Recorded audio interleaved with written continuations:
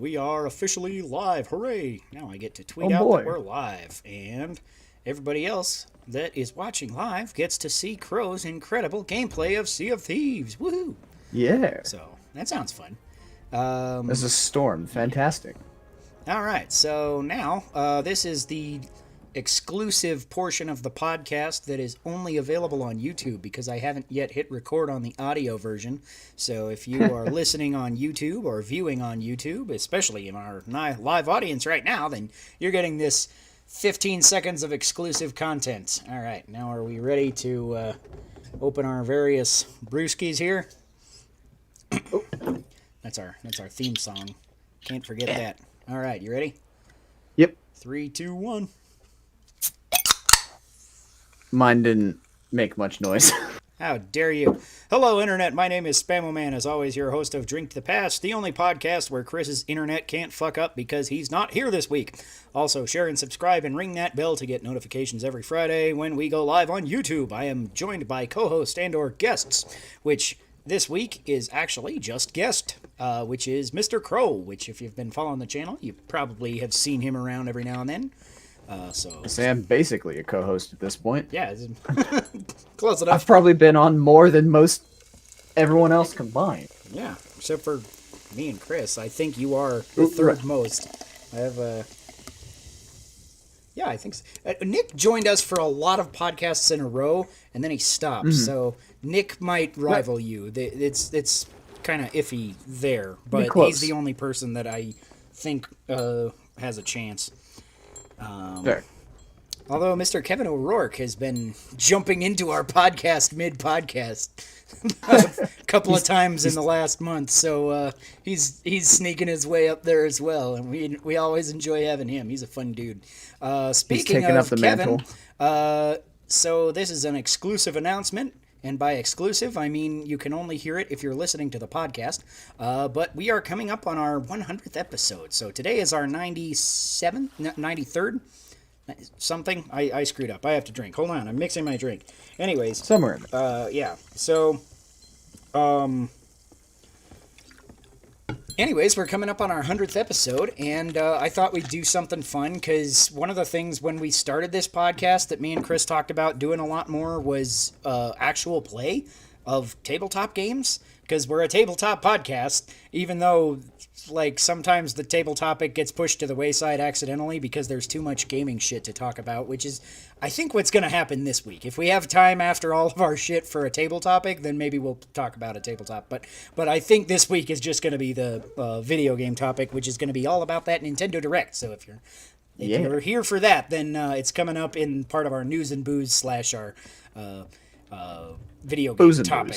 Yeah, or booze and booze. I'll drink to that. So first, also I like to show off my glassware sometimes. So this is I'm having a new concoction of my own this week, which I'm calling the Mountain Monster Mule, because it's sort of like a mule, except for it's got Mountain Dew and a monster, and by a monster I mean fucking Kraken. So that sounds disgusting. Mountain Dew, Kraken, and ginger beer. I don't know. I've had Mountain Dew and Kraken before, and that works okay, so I'll give it a go. I don't have a tin mug that you're supposed to drink, or no, a copper mug is what you're supposed to drink them out. I've got an aluminum one, which is close enough, I think, whatever. And also, because I will probably never have a good chance to show this off again, I am going to lift this up very briefly, because later in the podcast I am going to be too drunk to do so safely. I've got this badass Kraken serving tray that I wanted to show off, just to show it off. Because it's got fucking tentacles and shit, and it holds up your shot glasses. So I will probably not bring this back on the podcast again, unless I have a hilarious excuse to drink 4 shots, because it came with 4 shot glasses. So, nice. Yeah. Speaking of tentacles, did you get the Mind Flayer goblet that I tweeted at you? Did not. I saw that, and I was just like, I'm broke this week, and then I never got back to it. So I have been meaning to check back and see, because I checked back after you said it might be taken down, and it was still on the GameStop website to ship to me. Yeah. So it might still be available. That. So I might check that out again. But anyways, I was surprised. Yeah. So now we're gonna drink because I had to drink already, and now I'm catching up on my self-drinking. Okay. That Mountain Monster Mule is actually not all that bad. Kind of a nice combination of spices from the Kraken and the ginger beer there, plus the super citrusy sweetness of the Mountain Dew. I actually kind of dig this. This is pretty good. Not sure I'm very taken with mine. What you drinking? I bought some beer brats and I was going to use this to cook them with just because I like trying different booze with the brats, but Right. I haven't done it and I didn't have anything else to drink. So I have Sweetwater Brewing Company EST 420 strain G13 IPA. That is a strange name. It's got a picture of a skeletal fish on it. Badass. And it just tastes like, I don't know, if you took just wheat and strained water through it for a few hours. It doesn't taste very good. That doesn't sound very good. I'm not a huge fan of wheat beers anyway, and a wheat IPA just sounds strange as hell. Yeah. So I don't know if there's like wheat used, but I don't know. Is there?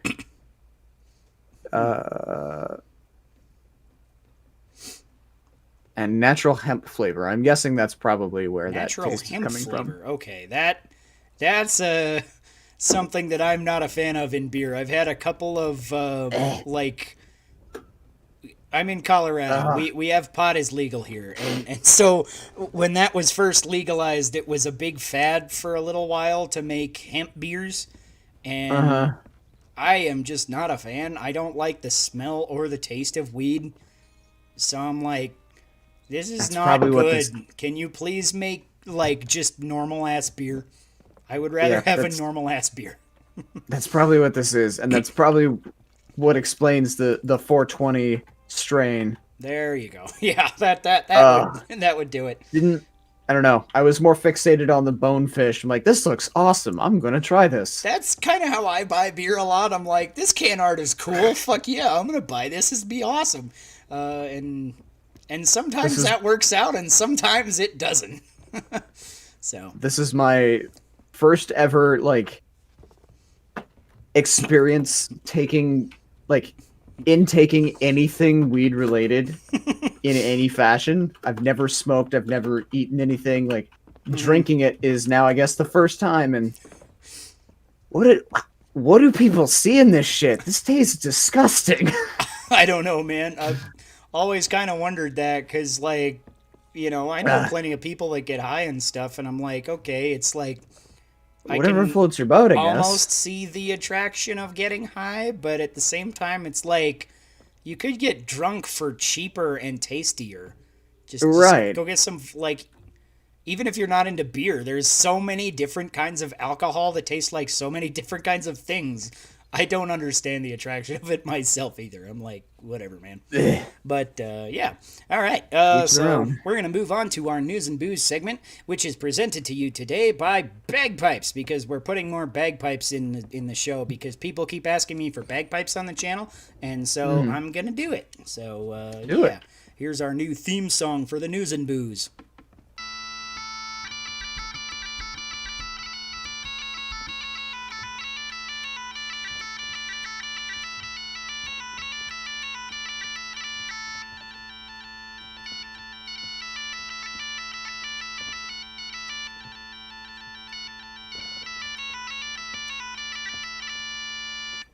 There we go. Hooray! My favorite part is I caught like maybe 7 to 10 notes out of that whole thing. Oh, yeah? But it didn't pick up on Discord's end because of Discord's, like, you know, audio dampening thing. Okay. So I hope that came through in the stream. It should theoretically be taking my input for the stream separately from my input for Discord, so hopefully that sounded good. So let us know in the chat if it did not.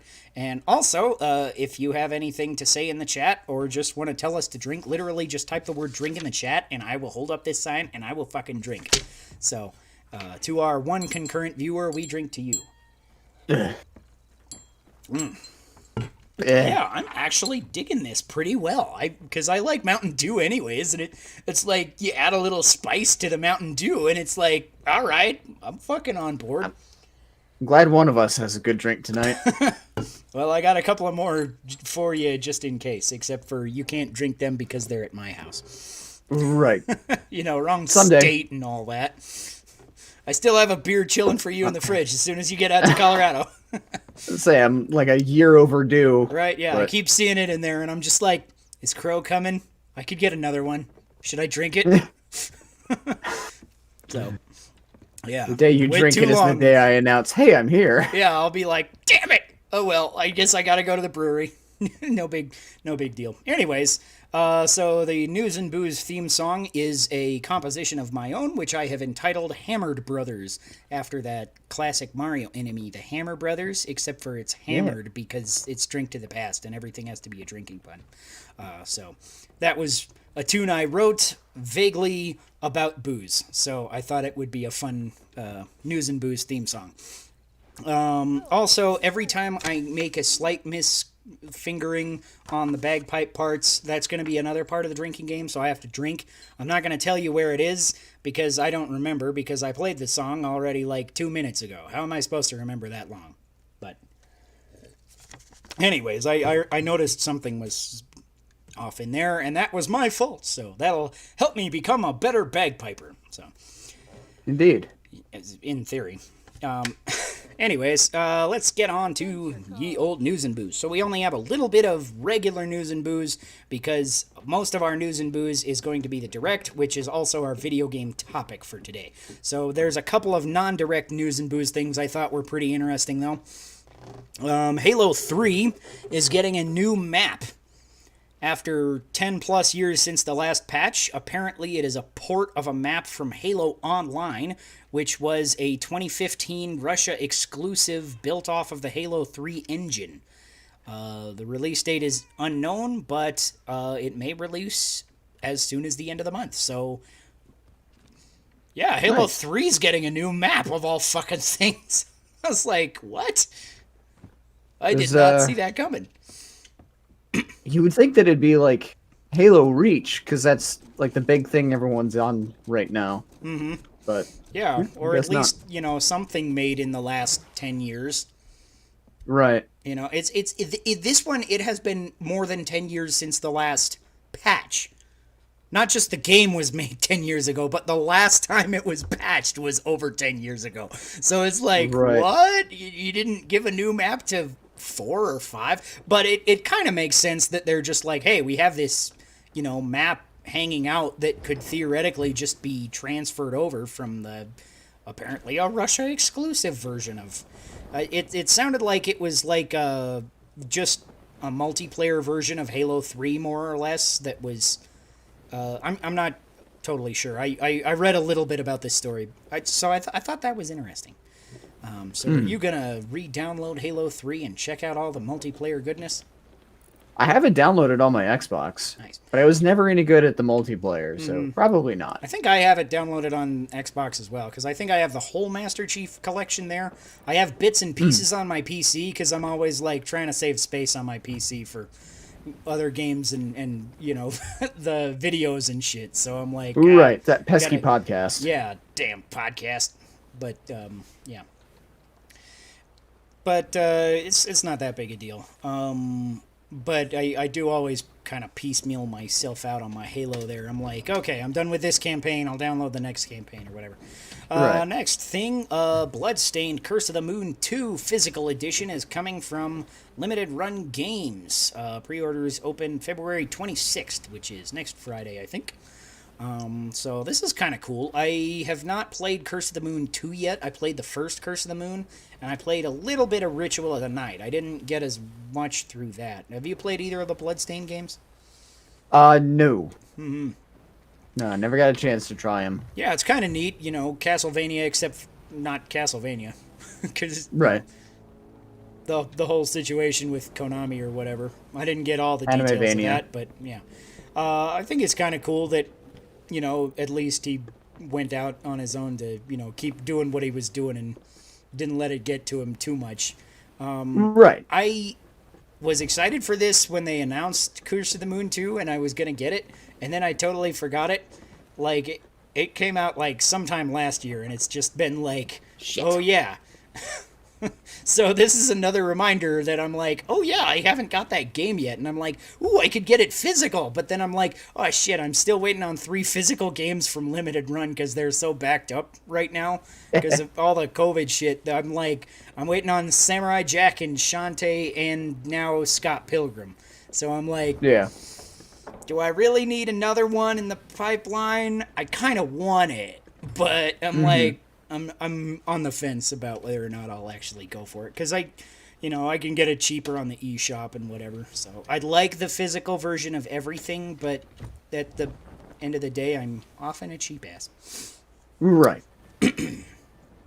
Speaking of the eShop, a random eShop port happened for SNK versus Capcom Match of the Millennium, which I thought was kind of interesting. This is an old 1999 game for the Neo Geo Pocket Color, which I think is kind of cool because not very many people had the Neo Geo Pocket Color. And this particular game, actually, like, I'm watching some of the gameplay, and it looks actually pretty fun because it's all of, like, the classic Street Fighter and King of Fighters and all them, the SNK versus Capcom, obviously. Their big roster members coming together. And, but the art style is all, like, semi-chibi, and so it's got this really kind of unique art style to it, and the aspect ratio is down to whatever the screen ratio was on the Neo Geo, and I'm like, that's actually looks kind of neat. Like, this is for it's like a $7 port or something like that. I'm like, I might check this out because I used to love that kind of fighting game back in the day, especially the big ass crossover ones. I loved like Marvel versus Capcom and Capcom versus SNK and stuff. And this is one that I never really played, but it's got a lot of my favorite characters from both developers, so I might check that out. What do you think about that? You play much Marvel versus Capcom? I don't remember which one it was. I had a Marvel vs. Capcom game. Honestly, I kind of hope that there is I feel like it would make a good, home arcade type game more than anything. Just like, slap it on like a RetroPie or something and just build your own home arcade. That would be cool. I've always kind of wanted to do that for get an old NES and the original Zelda game and have a Legend of Zelda arcade cabinet because that wasn't really an arcade game, but I would totally fucking play it as one. Yeah. I think we talked about that once. That's like a thing that I plan to do when I have more money. Yeah. Is I'm going to build my own arcade cabinet for the Legend of Zelda 2D games. Come out to Colorado. I'll let you borrow my table saw. All right. And last piece of news and booze that is not Nintendo Direct related, so we're getting to that, fair audience. Diablo 2 Resurrected was announced actually earlier today. It's coming later this year to PC, PS4, PS5, Switch, and Xbox Series XS. So I think this is kind of interesting that it's coming to the last gen version of PlayStation, but not Xbox One. So I just thought that was... Like, I don't think it matters that much, but I just thought it was an interesting note. I played a crap load of this back in the day, and I can't really imagine it playing with a controller as well. It's Probably just, not. It's a PC game, and I feel like it'll be weird on console. I thought Diablo 3 kind of worked on console. I didn't play Diablo 3 on PC, though, and I feel like maybe it would have worked way better. But I didn't play a lot of Diablo 3 on console either, because Diablo is one of those games that I feel like is way better if you're playing, with a group of people. Like, especially that was like one of our big LAN games back in the day. Me and my brothers would, hook together all our computers and go together and fuck up demons and shit, and it was great. So I might get back into that because with the online play now, I bet, if my brothers are going to get into it, then I'll get into it. Just Right. relive the glory days or whatever. But I'm not totally dead set on it yet. And I'm like, I would kind of want it on Switch, but I really don't think it's a game that's well suited to console. So at that point, I'm like, Better to get it on PC. Yeah, it kind of is, but then I can't take it on the go and shit. So, True. one thing that they did note is that it includes a cross progression feature. So if you get it in multiple versions of it, then you can keep your save and keep leveling up your guy on Switch, and then when you come home, you can play it on PC. So that's potentially an option if it's not ridiculously expensive. I'm not gonna pay $60 on PC and $60 on Switch. I don't know how much it's gonna be if it's gonna be a full price. The trailer didn't look. I don't know. I was watching it on my phone, so it's kind of hard to compare. But it didn't look like it was much more than up-resed. But it was hard to tell on my phone because I'm watching the trailer on little 4-inch screen or whatever. So it's hard to tell if it's like the kind of port that's worth $60 or not, because some ports are worth $60. That's fine, and some ports are just like I'm not paying like that much for this, so hard to tell. You a big Diablo fan? Never played, but a roommate of mine in college played a lot. He played Diablo 2, his laptop. Mm-hmm. It's it's not that I'm not interested. I would absolutely play it. It's just, again, like you said, one of those games that's probably better with others. Yeah. And I really haven't had anybody to play with. Mm-hmm. Yeah, because I remember, like, the first time I tried to get into it, and I was just kind of like, just dicking around and not having all that much fun. I was like, I don't know, this is a game, whatever. And then I started playing it, like, co-op with, my brothers and going through all the levels and, again and again, because, with the procedurally generated levels, it was cool to just revisit old dungeons, and the boss is the same, but the rest of the level is a totally different thing. But it's like, if you're not exploring it together and having all sort of wacky co-op shenanigans happen, it's not quite the same, I guess. So. Right. All right, well, that's our last piece of news and booze, which will bring us to our video game topic, which is, oddly enough, more news and booze, but it gets a theme song, too. Hooray!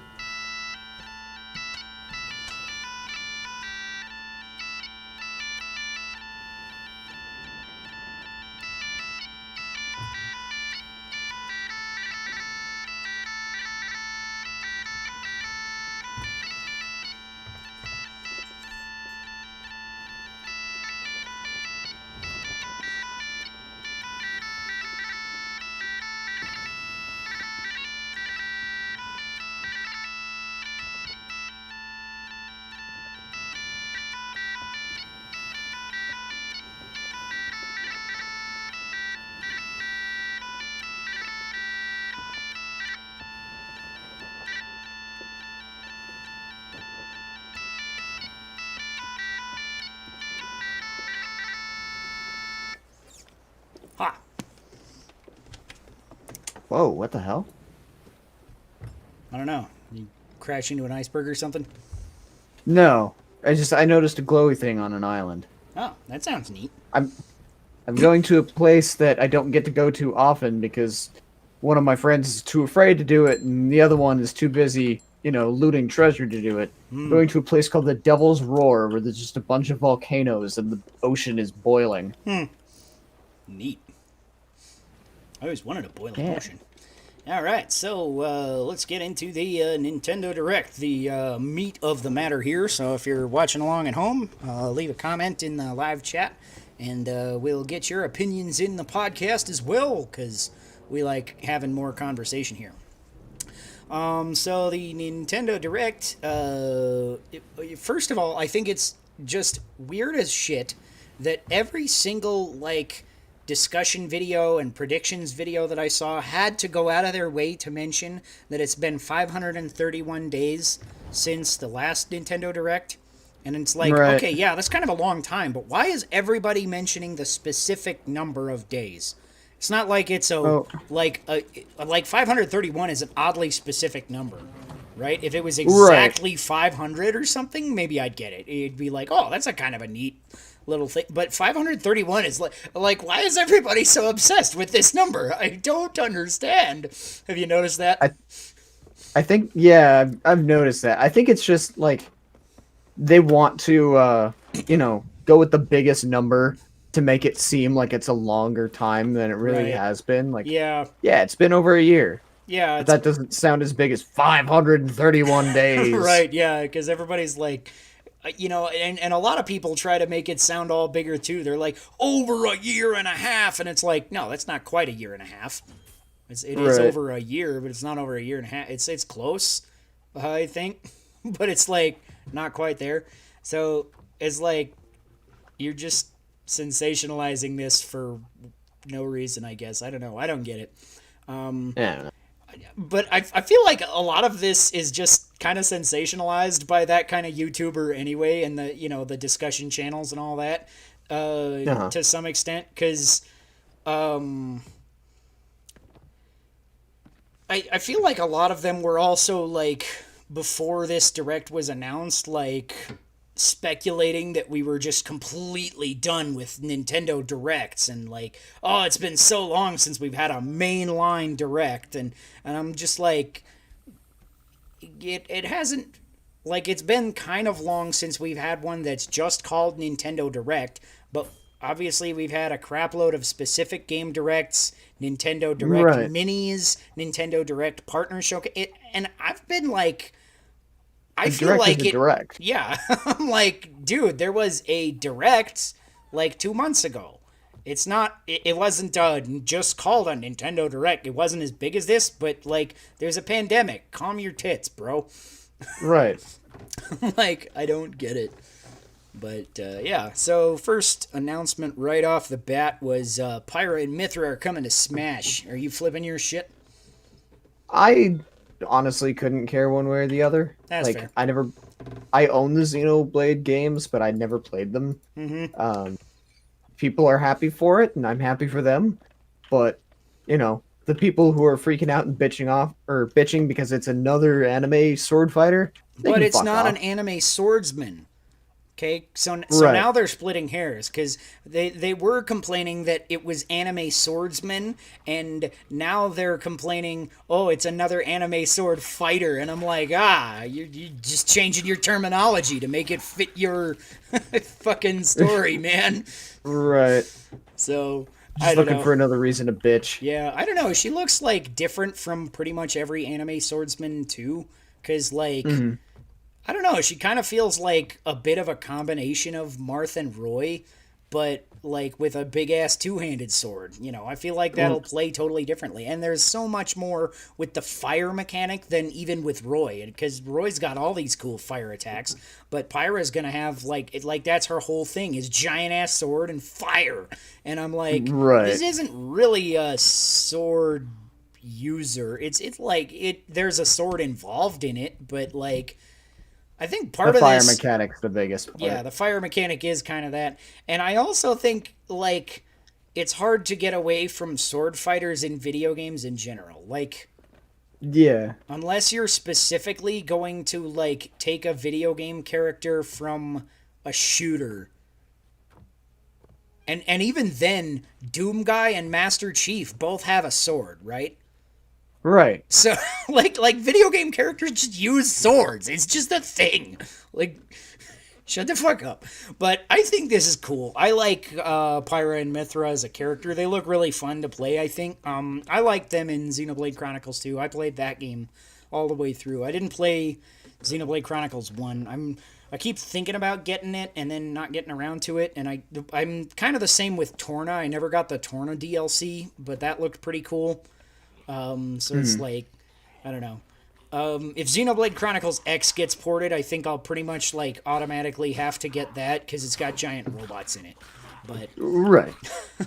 but I think this is pretty cool. I'm like, it's not something I expected to. I really loved the reveal trailer because like I was watching it and just being like, wait, is there gonna be like a Xenoblade Chronicles 3, because the way the reveal trailer went, it starts out with Rex and looking for Pyra, and it's got all the original voice actors back from the English version, and he's like searching all around Allrest and trying to find Pyra, and I'm just like, what's going on here? Is it more DLC? Like a traditional DLC instead of, because Torna was like a side story that's like related but not like part of the actual game, right? It's almost a separate game that's just in the same canon, right? Right. But this, like, I was like, oh, cool. This would be so cool to actually go back with all the characters that I would be on board for that. And then Pyra comes out. I got invited to Smash. I'm like, fuck yes, you fucking got me. I didn't see that come. And I guess watching a lot of other like YouTubers reactions and stuff, a lot more people caught onto it earlier than I did. But I thought it was pretty hype the way they did it anyways. I was digging that. All right, and here's something. You're pretty big into Fall Guys, or you were at one point. So that's coming to Switch. So what do you think of that, Mr. Fall Guys man? I'll be curious to see if they like how they would do achievements, if at all. Because that was a big thing with Fall Guys, and a big reason why I was so big into Fall Guys. Broke my leg. Big into Fall Guys, he says as he's falling off a cliff. Yeah, see, I'm a Fall Guy. He's a Fall Guy. I thought you were a crow. You're supposed to, like, fly and shit. Dummy. Yeah. Funny thing about that. But, like, that was part of the reason that I was so big into Fall Guys was the achievements, I was trying to platinum the game on PlayStation. And I'm pretty damn close, but I haven't gotten there. Right. Yeah, I don't know. But I mean, this is obviously there's no like achievements on Switch, but technically they could just like build in an in-game achievement system, but it would take a little extra finagling. So I'm not sure. I didn't think about that because achievements aren't something. Excuse me. Aren't something that I really think about much in games anyways. Like occasionally I'll like look through the list and see if something sounds fun to get, but I'll rarely like go for 100%. I've platinumed I do it all the time. One game. I've 100%ed like 4 or 5 games on PC. But funny enough, I've only platinumed one game on PlayStation, and that was Astro's Playroom. I platinumed that last week. Nice. Yeah, I've platinumed one game. I've never got all the achievements on any Xbox game. I've 100%ed a bunch of Zelda games. Oh, yeah, like they don't have achievements, so it's kind of different. Right. So it's like, I've always like a little bit wondered if Zelda did have achievements, would I care enough? Because it's a series that I care enough that I 100% a lot of the games. I've 100%ed Wind Waker and Twilight Princess and Ocarina and 99%ed Breath of the Wild. There it is. So I'm not... Yeah. I mean, technically, with how many Korok seeds there are, it's probably closer to 80%. But, it's... I'll get around to that eventually. Yeah. That's kind of how I am, because I'm like, I still want to 100% Breath of the Wild, even with just as tedious as it kind of will be. But that's kind of one of the things that's holding me back, too, is that there's, like, not really a good in-game way to track Koroks. Like, you get the Korok mask now with the DLC, and that's, like, helpful, but you still just kind of have to wander around aimlessly until it shakes, right? You have to actually figure out, until you're within 50 yards or whatever of it.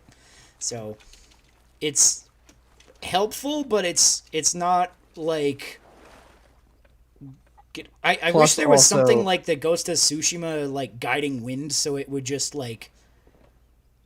point you in the right direction or something. I don't know. Or at the very least, tell me which ones I already have.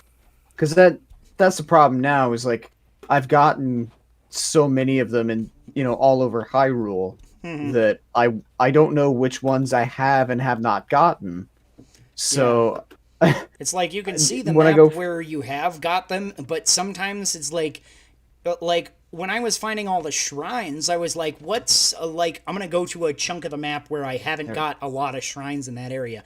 And sometimes that could work for Koroks, but sometimes there's like 50 all in one place. Like, I think there's literally like 30 Koroks in Hyrule Castle or something like that. Yeah. And it's just Yeah, there's like, a couple of spots what? where they're clustered. Yeah, so it's like, are you sure you really got all of them in that, area or something?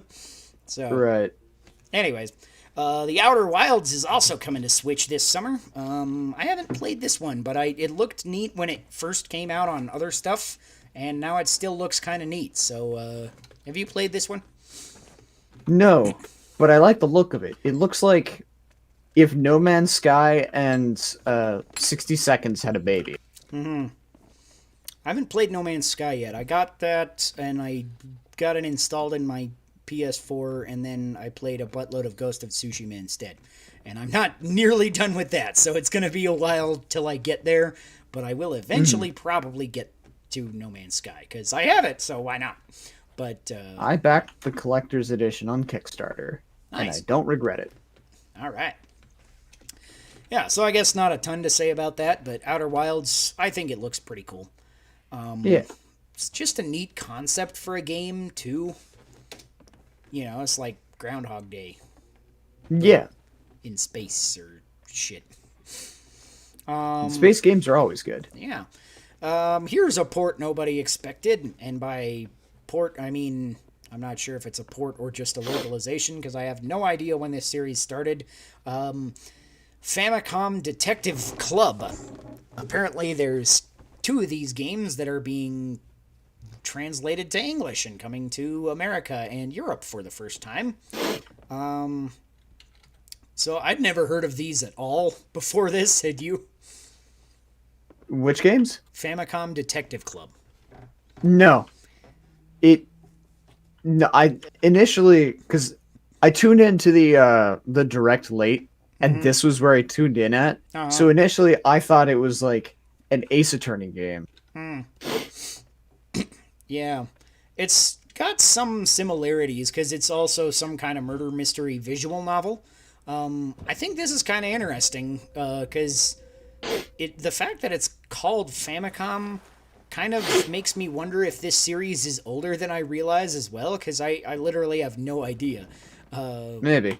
So it's coming out May 14th. Both of them are going to be available in the US for the first time. So I'm not huge into visual novel style games. I've played one that I really, really loved, and it's kind of it. And I don't know, other than that, like, none of the ones that I've touched have really grabbed me in any significant way, so I'm like kind of open to it, but I'm not like, I really want to go spend $35 on something that I have no idea whether or not I'll like it. Right. So I'm like, I guess I'm mostly just curious, like, what is the difference between the 2 versions? Because obviously it's I think like, one's a sequel. you know, I think they're like direct sequels to each other. Okay. I wasn't sure if they were I'm doing not it 100% Pokemon sure. style, you know? Right? There's 2 versions. So what do you collect clues between the 2 versions, and then you have to trade them to actually beat the game? Right. The only way to solve, get the true Ending by playing solved. both versions. I mean, that wouldn't be totally unprecedented. Nintendo did it in Oracle of Ages and Seasons, so True. what you gonna do? Samurai Warriors 5 is coming to Switch this summer. I thought this was kind of neat. I haven't played a regular Warriors game in a long time, and I haven't played any of the Samurai Warriors games. I played a buttload of the Dynasty Warriors games, like way back when. Careful, don't die. Stab that rock. You stab it good. Well, no, I tried to launch myself up through my cannons, but I came up short. Nice. Fuck. No! Ah! He's a fall guy. Yeah, I'm Every a fall time guy. you fall off a cliff, I'm gonna drink. I have to drink. I don't want to drink, though. All right, everybody drink at home. It's so bad. Oh.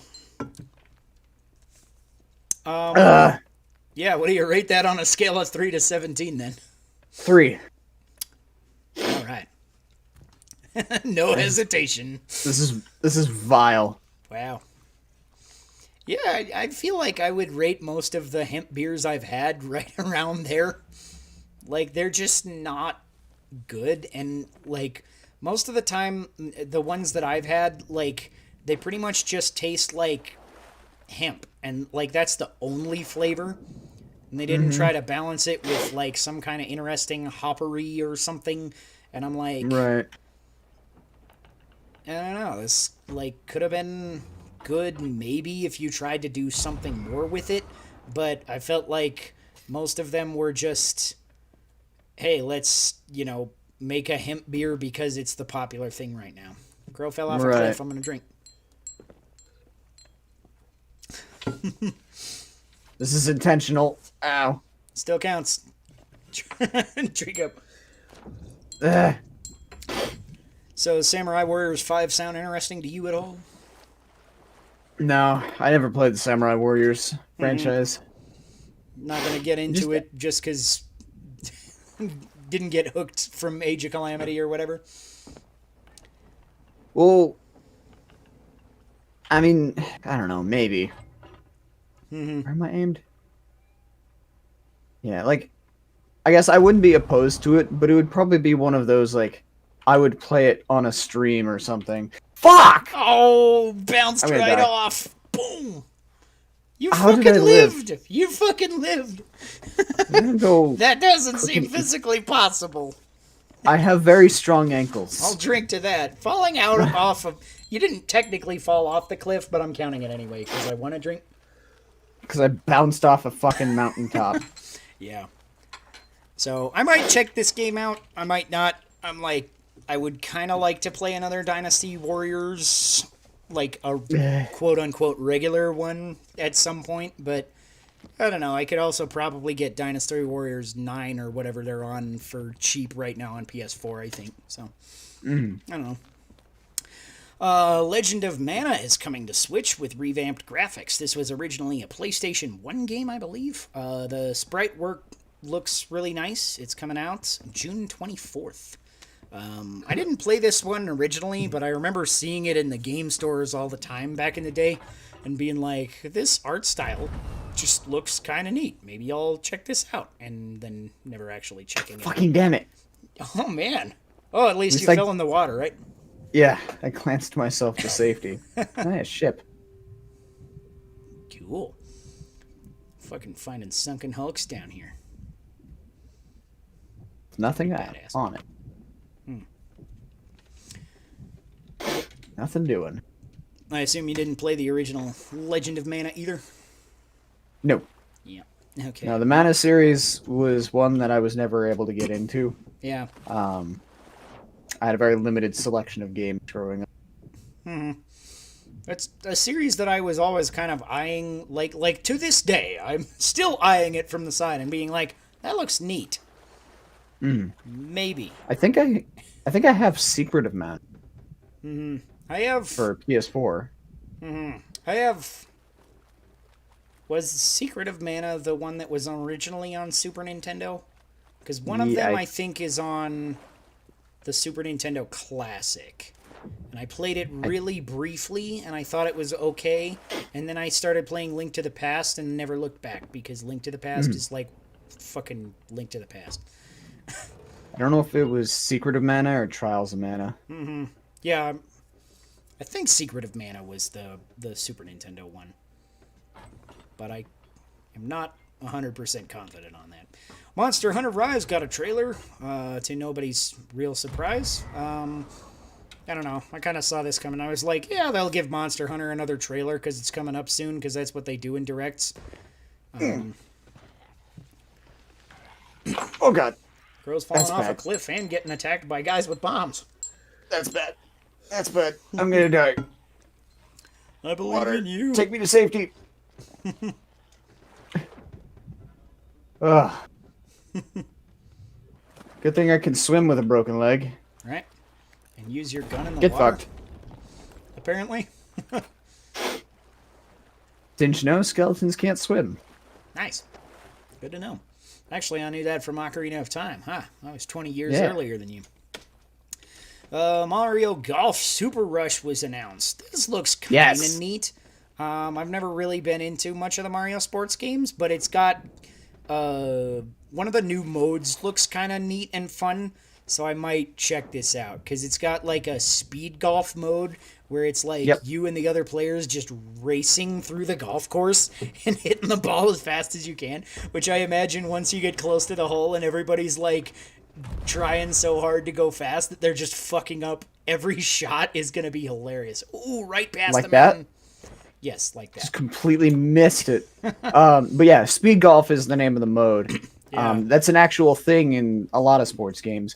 This is basically the Tiger Woods franchise, but with Mario characters. Like, there's so much from the Tiger Woods games in this Mario game.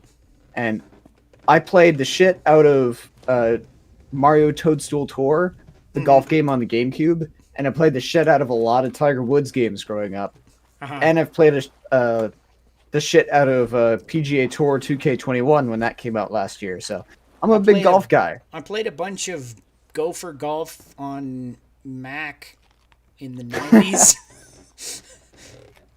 That's most of my video game golf experience. I feel like I played Wii Golf on Wii Sports. That was okay. That's a thing. Yeah.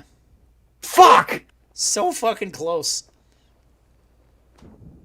I've almost got the angle down. Almost. But yeah, I'm excited for this one. Yeah.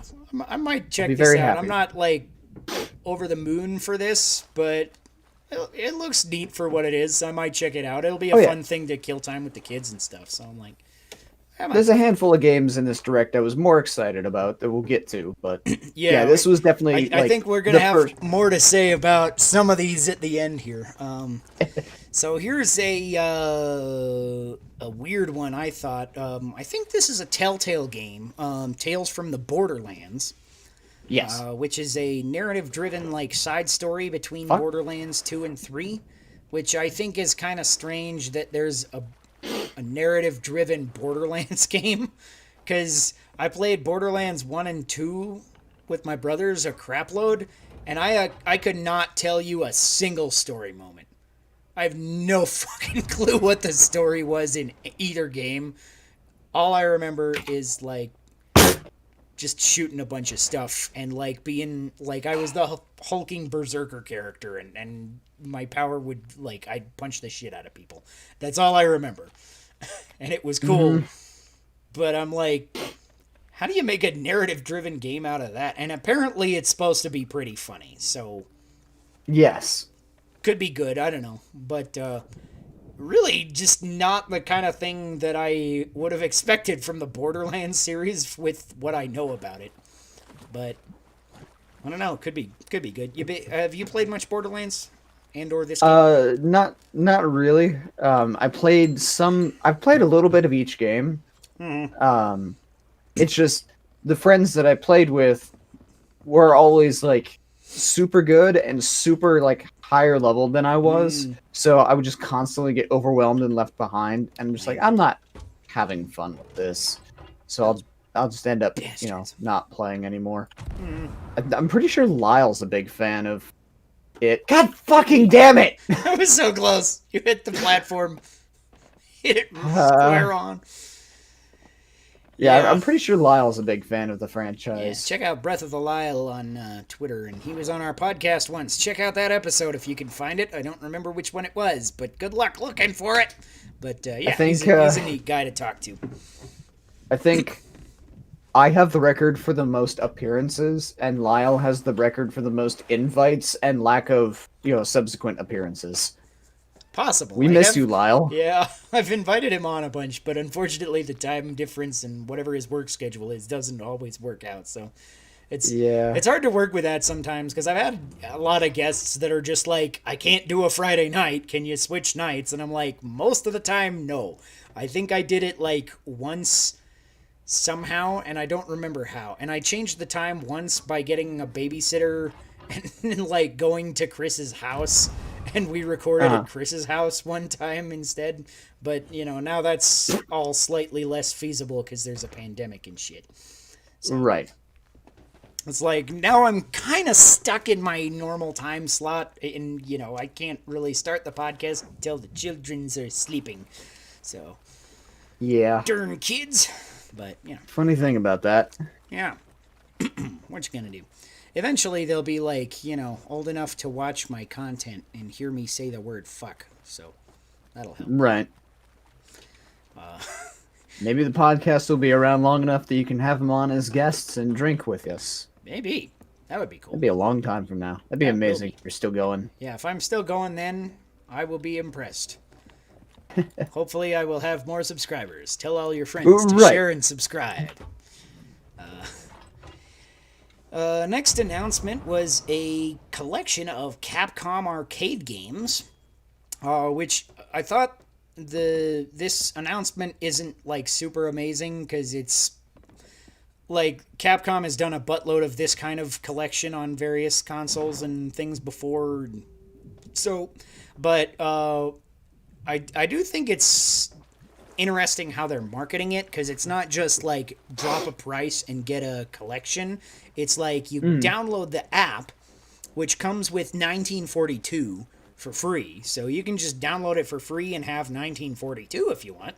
And then you can add more Capcom games basically as microtransactions. So I think you can get the whole collection for a set price, or you can kind of piecemeal it out for specifically which Capcom games you really want to play. And just buy like a few bucks worth if you want to. So I thought that was kind of a cool way to do it, because I feel like there's going to be some people... Oh my god! You got it! Yay! Oh, I'll take a celebratory drink. All this for a purple flame. Fuck yeah. I don't even know what that means, but it looks cool. I have a different colored flame. That's all it's good for. I'm sure there's some deeper story thing, but oh boy. But yeah, I feel like there's going to be a lot this of people place. who are going to like take advantage of this and pay like the $3 or $4 for Street Fighter 2 Turbo and never touch the collection other than that.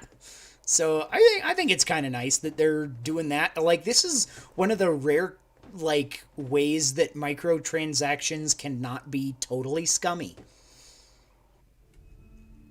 I died. Did you lose your purple flame when you died? I don't know. Oh god. I did. Oh, No. you lost it. All that work for nothing. Is the cannon still at the same angle? Take flame. Probably. So you should theoretically be able to shoot yourself at the same angle again, I think. If you're listening on the audio version, check us out on YouTube. We have hilarious gameplay of something every week, and this week is Crow playing... This week is Crow's Eternal Sadness. Yes, apparently. Sea of Thieves, that's the name of this game, yeah. Yep. One of those games I meant to get into. Alright. Next announcement was... This is a weird one. Stubbs the Zombie, Rebel Without a Pulse. I think this is just like the wackiest fucking shit I've seen like in a while. It looks like there was a particular generation of game that you can tell that this is clearly from that original Xbox generation. It doesn't look terrible, but it looks like, I feel like maybe it was one of those things that I had to play back in the day. I also found out that apparently this runs on the engine from Halo 1. Really? Yeah. So Interesting. I thought nothing more of this game other than, like, okay, that's a game. But I thought it was, like, neat that the Halo engine is coming to Switch. Right. It's Yeah, not... somebody actually called me this morning asking if they could pre-order that game. Oh, really? Really? Huh. That's the one you want? All the games on the direct, Right. that's what you want? They announce all of these things. Whatever floats your boat, I guess. Yeah. Next one for me was a really hype announcement, which was actually not really an announcement because we've known about this game for fucking ever, but now we have a release date of August 27th for No More Heroes 3. So, hell yes, I love the No More Heroes games, and this one looks just as fucking wacky and insane as the rest of them, and I am on board for it. You ever played Aliens. No More Heroes? Yeah, I have Aliens never and played No More Heroes. yeah.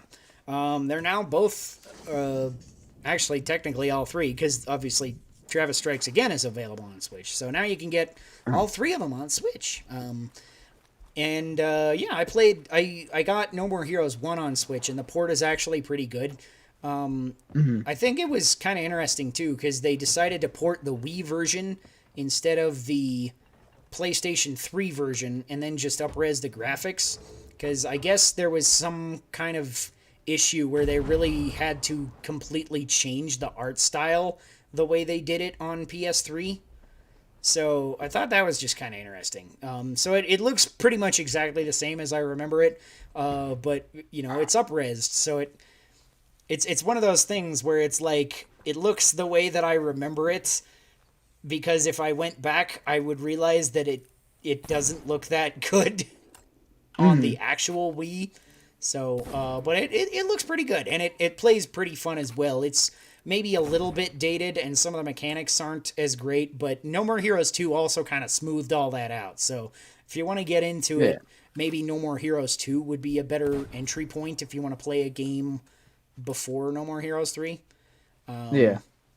And Travis Strikes Again is a pretty good game for what it is, but I feel like it's not as good representation of what the series is. Because it's more kind of just a crazy ass hack and slash kind of game. And it's fun for what it is. I like it. It's got the same kind of just over the top ridiculous ass humor. So I'd recommend all three games if you have the time for them, but obviously who the fuck has the time for 3 games? Right. So, I don't know. I'm hyped for this. I've been waiting for this for a long fucking time. Travis was robbed. Put Travis in Smash. Yeah. He is in Smash. Kinda. I don't know. Like, I was like happy that he was getting some kind of representation when they gave him the Mii costume, and I downloaded it and I played Mii Sword Fighter for the first time, and it's like I didn't realize quite how generic Mii Sword Fighter feels as a character, because I don't think I've ever touched any of the Mii characters before this. But I was like, okay, Travis is in Smash. I need to show my support, even if it's not the way I want him in Smash. I was like, okay, I'll pay the 75 cents and get my Travis costume, and I'll play Travis. And I was like thinking of like, all right, I'll main Mii Sword Fighter. And I tried tooling him around different ways with the different custom move sets and stuff, and it just no matter what you do, it feels like the most generic possible sword fighter you could make. And it's not like an awful character, it's just such a bland character, and it doesn't really feel like you're playing Travis. So I'm happy that he got the recognition that he was put in at all, but I'm like, I don't know. Disappointed. Yeah. Let down. Which might just be a problem with the Mii Sword Fighter character in general, because, like, again, because I never played him because he looked like just as generic as you could be, and I was like, I'm not gonna spend time customizing my Mii to look all that good. Right. But then I was like, okay, if I get him to automatically look like Travis, that could be close enough, and I tried it, and it was like, it's just a boring character to play. Trevor, Snakesbox, he was a guest on here when we did the 4 players crossover, has a Mii Gunner with the KK Slider outfit from Animal Crossing. With all his stats are dumped into speed and jump height. And he just has the ability where you can drop the Samus grenades. So all he does is he just runs around really fast, jumps up a lot so you can't touch him, and then drops, like, rains grenades down on you. Nice. That's kind of neat. It's I've got. really I annoying. did get the Sans costume from Undertale for me, Gunner. So, Uh-huh. but I haven't played him. I got it because like when a buddy of mine came over back, when my buddies could come over, Uh-huh. he came over and he was like, "Get the Sans costume. You're downloading the rest of the DLC anyways." And I was like, "Okay, that's fair."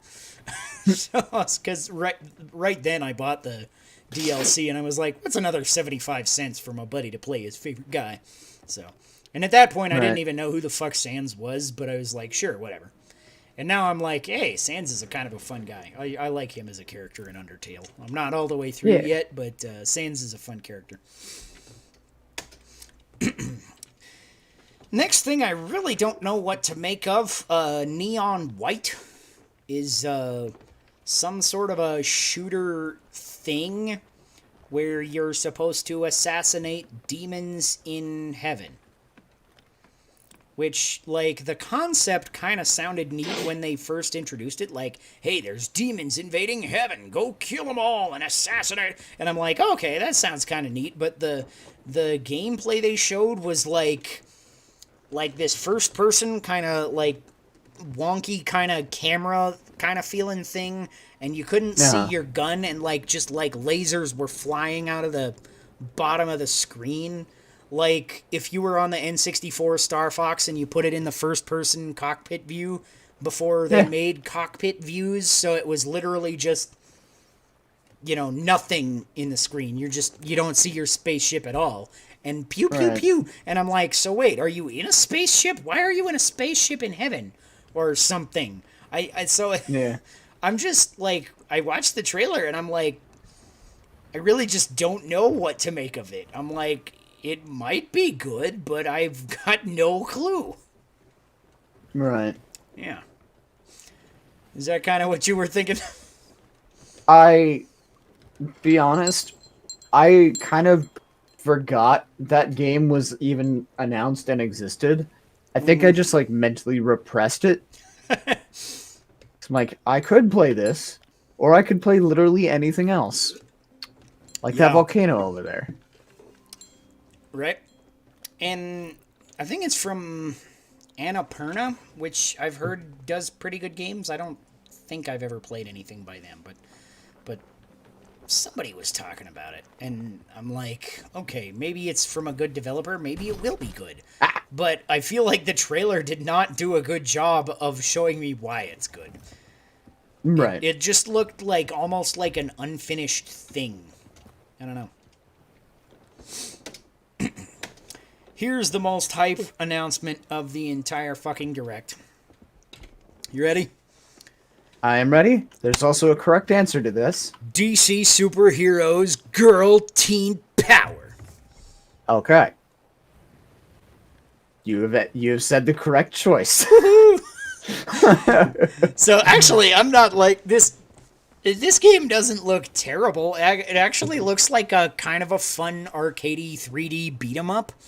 It's also got some kind of element where you have to hang out with your high school BFFs, which I'm like not that into that part. But as a beat 'em Right. up where you're playing Supergirl, Batgirl, and Wonder Woman, like okay, that might be kind of fun. I also noticed Tara Strong is voicing Batgirl in the trailer, which I thought was Uh-huh. kind of cool because I like her as a voice actress. She generally does a really good job in everything she does. And I thought it Yeah. was interesting because she was the voice of Batgirl in The Killing Joke, which is one of the probably the darkest Batman movie I've ever watched, as well as the darkest Batman comic I've ever read. So if you haven't watched or read The Killing Joke, then I would check that out. Yeah. So I'm just like, this is kind of interesting to see like this peppy, cheery, girl power, teen girl squad kind of take on Batgirl with the same voice actress that was in like one of her most dark and depressing character arcs of all time. Right. So I'm a little curious to just for the sake of the voice acting and how that might go, but also it looks like a fun 3D beat 'em up. I'm like, nothing wrong with that. It's it's definitely marketed towards kids, Yeah. and I've as a GameStop manager, I'm happy to have it just because be like, this is a the perfect game for when parents come in like, I need a Switch game for my daughter. Well, do I have the game for you? Yeah, there you go. Because this looks Um, like the kind of thing, like my kids are both boys, so they probably will not be into this. But like if they are, I'm not gonna like judge them. I'll be, right, like if they but are, more yeah, power to them. I'm It's a like beat 'em up game. whatever. Yeah, it's a beat 'em up. But like if I had a daughter that was like wanted a girly game, I feel like this kind of would check off that box as well as Mhm. like being something that an adult could like play with them and probably wouldn't feel brain dead because as a parent sometimes that's an issue with playing games with your kids. Like Yeah. that's a really bad issue. I love Kirby, but Star Allies is a brain dead game to play with your kids. It's like I want it to be hard Kirby. I remember some Kirby's when they used to be challenging, and this is not that. And then when you're R- playing four players and you can revive each other, there's like, I don't understand how you could possibly fail any mission in the entire game. right. Like, my kids are 6 and 4, and playing together on co op, they're like still accruing extra lives on mass and like on their regular save they've just got like 90 lives. Hmm. It's just like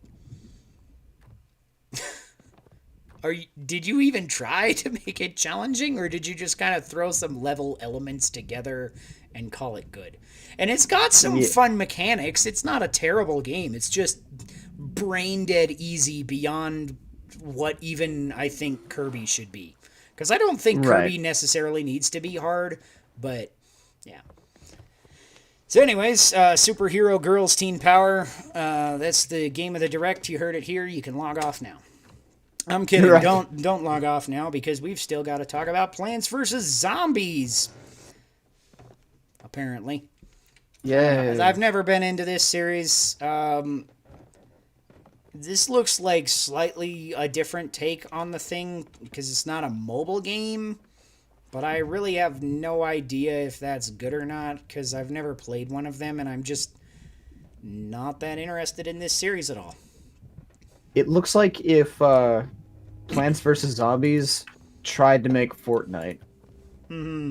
That that's really what it looks like. And I mean, Could be. granted, it's amazing to me how far this game has come. It's like all I could think of when I was watching was I remember when I was playing this game on my first smartphone in 2014 on a plane, and it was Hmm. just the really simple grid shooter thing that it was. Like this game has come so far, Hmm. and That's kind of kudos to neat. them on that. Yeah. Again, it's just not a game that really appeals to me. But like, if this is your jam, then go fucking buy it. It'll be great. It's the best Plants vs Zombies game ever, probably. Maybe I don't know. Yeah, I mean, it's definitely got the sales for it. Like Right. Battle for Neighborville on PS4 and Xbox One sells like crazy. So like, Yeah. good for them on bringing it to Switch. I'm sure I'm gonna have a hard time keeping it in It seems stock. like the kind of thing that would like sell well on Switch.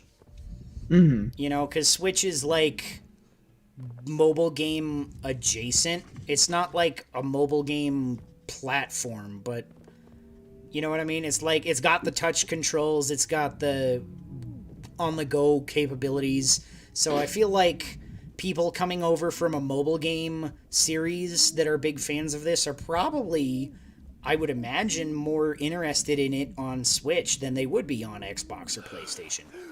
That would be my guess. Honestly, as like a side tangent, I wish that they would start putting some mobile games on Switch. I would I would kill to have Clash of Clans on my Switch. Just, as another platform to be able to play it on because having that bigger screen would be so great. Yeah, Obviously, you need to be connected to the internet. right. Um, but still, like, That's not going to kill you. that would I be mean, nice. You have to be connected to the internet for Fortnite too, and that works on Switch, right? So, good enough. Right. No reason why they couldn't. Yeah. Um, it's funny. When I played, I actually got into the beta for what was the Elder Scrolls Blades, Yeah. and I played it on Android, and it was kind of neat. But the entire time, I was thinking, man, this would be so great with a controller. And they announced that they were bringing it over to Switch as well, and I was like, oh, that's cool. And then it released on Switch, and then I never touched it. And I'm like, I feel a little bad because it wasn't a bad game. It was like maybe what I feel like the scope of it was bigger than a lot of mobile games because it had like this big explorable town that you could kind of uh, wander around and upgrade as you went. Because as you went into dungeons and got materials, you could upgrade your blacksmith or make new shops around the town and stuff like that, and invite new villagers to come to the town. And so it was kind of like this combo of like upgrade the town kind of micromanagement a little bit, but not overwhelming micromanagement, as well as the classic like dungeon crawling from Elder Scrolls games. So Right. I was like, actually, that's a pretty cool game, but I really wanted to play it with a controller, and then I was given the opportunity to, and then I didn't. Maybe it I was feel just that, too little right. too late at that point. I think maybe if I got into it on Switch at first, maybe that would have been better. I don't know. Maybe. But I guess maybe I just got my fill because it was like, I don't know, the whole gameplay loop wasn't bad, but it wasn't necessarily my thing because I don't care a ton for all the whole town sim stuff. I was like, Mhm. I can see the market for it, but it's not my thing. Next thing that was in the direct is Miitopia. So I thought this was a kind of a neat little thing to come over from 3DS, even though I had completely forgotten that it came out on 3DS. I was like, oh yeah, this thing exists. Because I remember when it was announced on 3DS, I was like, that looks sort of neat, but I think the Switch was already out. So I was like, why would I buy a game on 3DS? Right. Because I think the two 3DS games that I bought after I got my Switch were Fire Emblem Echoes and Samus Returns, which are obviously like way bigger than some weird me RPG thing. Which this doesn't look Right. bad. It looks like a neat kind of a RPG where you customize your me and then you get to you know do RPG stuff like fireballs and, Yeah. and attacks and shit. So it looks like it's an okay RPG. I haven't really heard much about this game. Again, probably because it was on 3DS during the Switch's life cycle. But yeah, I'm like, it's kind of neat. I think it'll probably do better on here than it did on 3DS at the very least. Probably. So And like, I've heard that it's not a bad game. Like, those that I've talked to and the stuff that I've seen, like, it's a pretty good game. It's just, I don't know. It was definitely a more niche game. Like, it didn't strike anyone Yeah. as a big AAA title. Oh god. Oh fuck. don't crash, don't crash. You're running aground. Batten down the hatches. Yeah. Batten down the mainsail. Didn't crash. Batten Or down didn't something, break damn it. anything. Batten down Being this said. drink. Hell is that noise? Go investigate. Next thing was Mario stuff is coming to Animal Crossing New Horizons March 1st. So actually, like, I am not a big Animal Crossing guy at all, but some of this Animal Crossing stuff looked really neat. Like, you can buy a fucking thwomp and just put it in your level, and, like, you can get a warp pipe that you can just put two warp pipes anywhere on your island and actually warp to other parts of your island. And I was like, that is so cool, even though I don't play Animal Crossing or give a shit. But I'm like, maybe I'll get into Animal Crossing because there's cool Mario shit, because I want to put a thwomp and, like, I wonder if like you can get squished by the thwomp or anything. I have no idea. But I I saw would the assume thwomp and I so. was like, you gotta be able to squish people. That'd be fucking cool. And then I thought with the warp pipe I could like get like one warp pipe somewhere and like hide it away somewhere and then have the other warp pipe in like this tiny secret area that you couldn't access otherwise and just Oh, make a fucking Chris Houlihan room from Link to the Past. Mm-hmm. Just That would be nice. some fun little thing like that or something. Or the secret room in like Adventure where the guy's like, "Hey, this is my name. I made Adventure. I'm cool." Right. Cuz I guess Atari or somebody didn't let him program in an actual like his name in the credits or something, and so he hid his credits in the code if you could find the secret room or some I forget exactly. So I played a tiny bit of Adventure on an emulator once, and it was kind of interesting to go back to. But yeah, so you're more into Animal Crossing than me, though. Is this gonna get you to have you dropped off the Animal Crossing bandwagon, or would this get you to come back if you had, or are you still active? What's going on?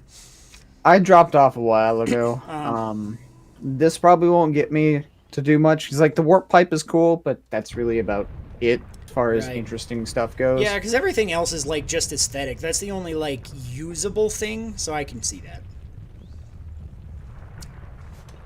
I think the volcano's erupting.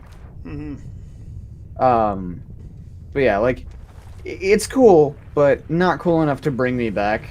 And I do play like every once in a blue moon when my sister asks me to, but Right. I don't play nearly as regularly as I did before.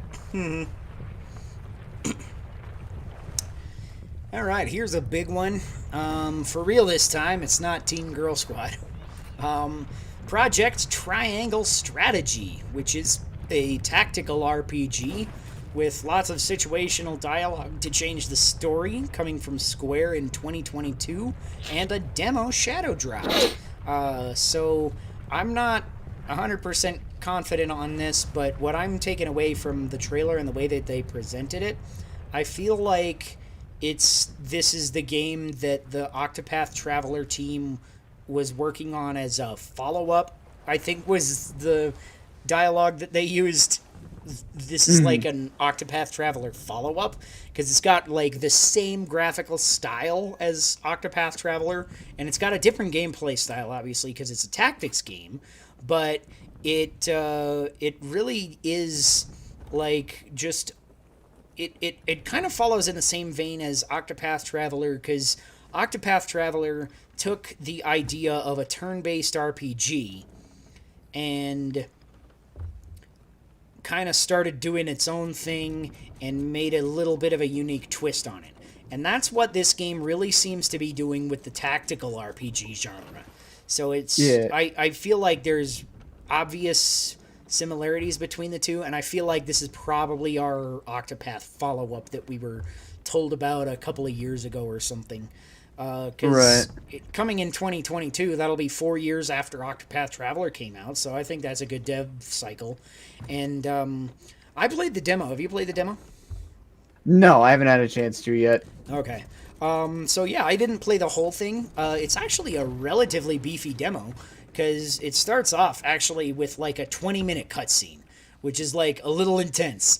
But it's kind of cool to set the mood, kind of get you into the lore of the world, and a lot of the story I think is going to focus on this kind of political intrigue that's going on because there's basically like 3 countries in the world that are kind of your big countries, and each one of them controls like one item for trade that is like important to human survival. Like one controls all of the salt in the world comes from their mine or from their seas, and all of the iron in the world comes from the mines of the other country, and stuff like that.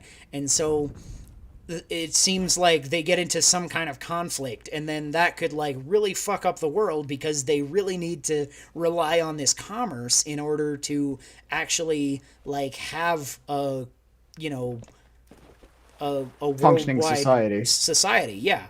Like if any of them don't agree, then everybody will be fucked up because trade won't happen.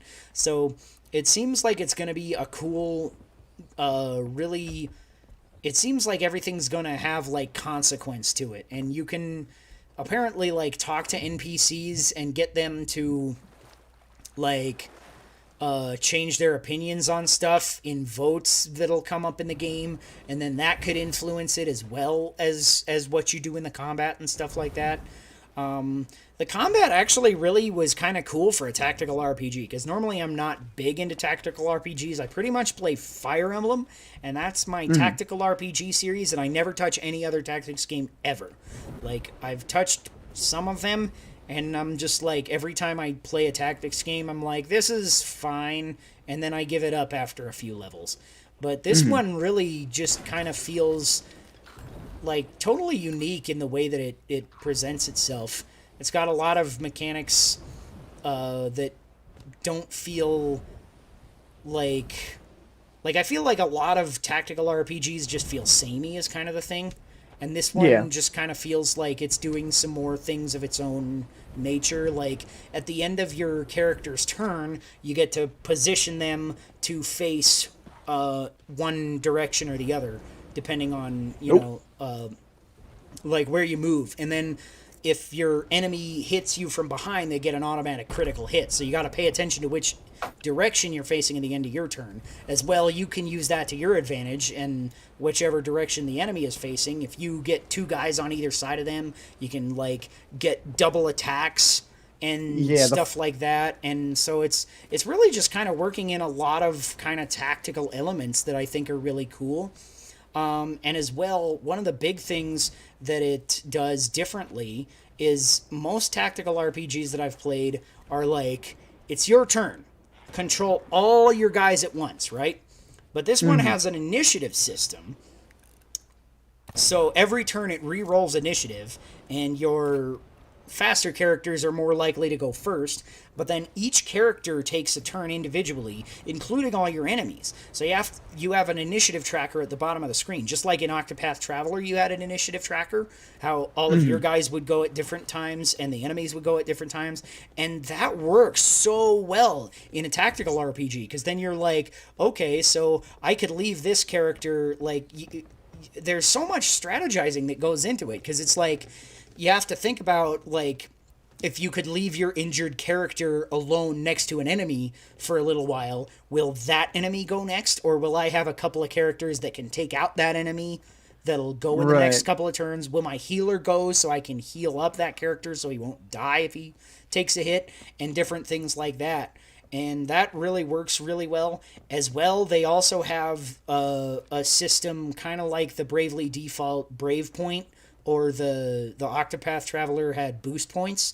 So where like every turn you get a point, and it stacks up to 5 times. And then when you have more points, you can use different techniques. So you can use your more powerful attacks, but they cost a couple of points or something. And you have a basic attack that's free on every character. But when you want to do like massive damage with your lance guy, you get your double strike for 2 points or something like that. And so there's just so much going into this that I really think this is going to be probably, after it's all said and done, I think this is going to be one of my favorite tactical RPGs of all time. And I'm saying that having played not even the entire demo, because I played part of the demo, and it started getting like a little deeper into the story than I wanted it to, because I'm like, I'm going to stop now, and I'm gonna like see the whole story as a whole. Because there's actually some things in here that I'm kind of like, it sort of spoiled me on a little bit, and I'm like, I kind of wish I could have seen that like along the way in the context of the story and been more invested into it at the time. So this is how they chose to present it. So it's not really a spoiler, but it's kind of a spoiler. It's a weird feeling. So, definitely. I would recommend checking out that demo if you're interested at all. And I'm fucking buying this day one. Yes, absolutely.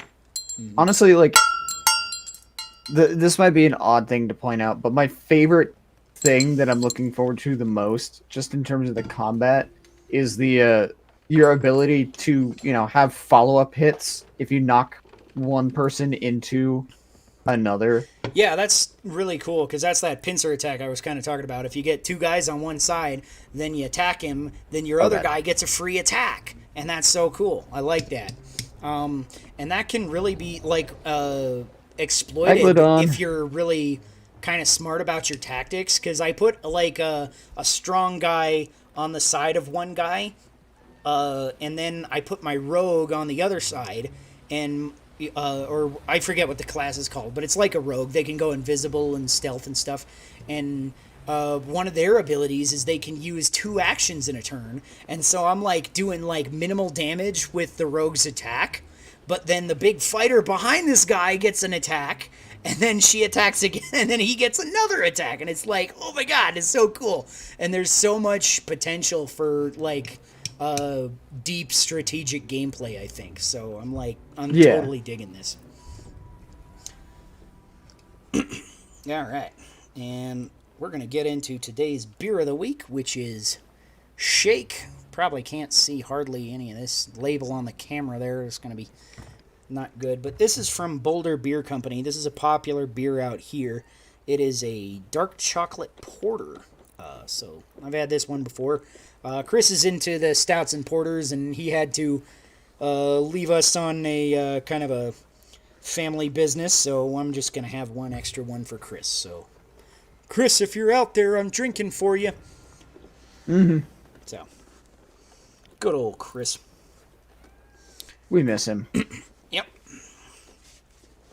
And I'm going to put that in my koozie here, which is a good koozie. It says, I don't get drunk, I get awesome. I was awesome to begin with, so there you go. Anyways, next piece of news from the Direct is Star Wars Hunters. What do you make of that? They didn't really give us enough to make anything of. It was a teaser, and I'm curious as to what it is, but Yeah, I mean, that's it looks that's like kinda it's an what I arena was brawler thinking. or something. It's so hard to tell because they said it's a free-to-play third-person shooter, and the story takes place between episode 6 and 7, and it's coming out later this year. But they didn't show any real gameplay, and it's like, why is it called Hunters? Does it have something to do with bounty hunters?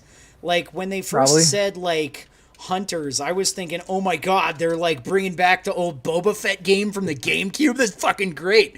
But no, it's something totally different, and and I just don't know what. I've heard some people calling this like a Fortnite but Star Wars, and I'm like, that might be, I guess. I don't know.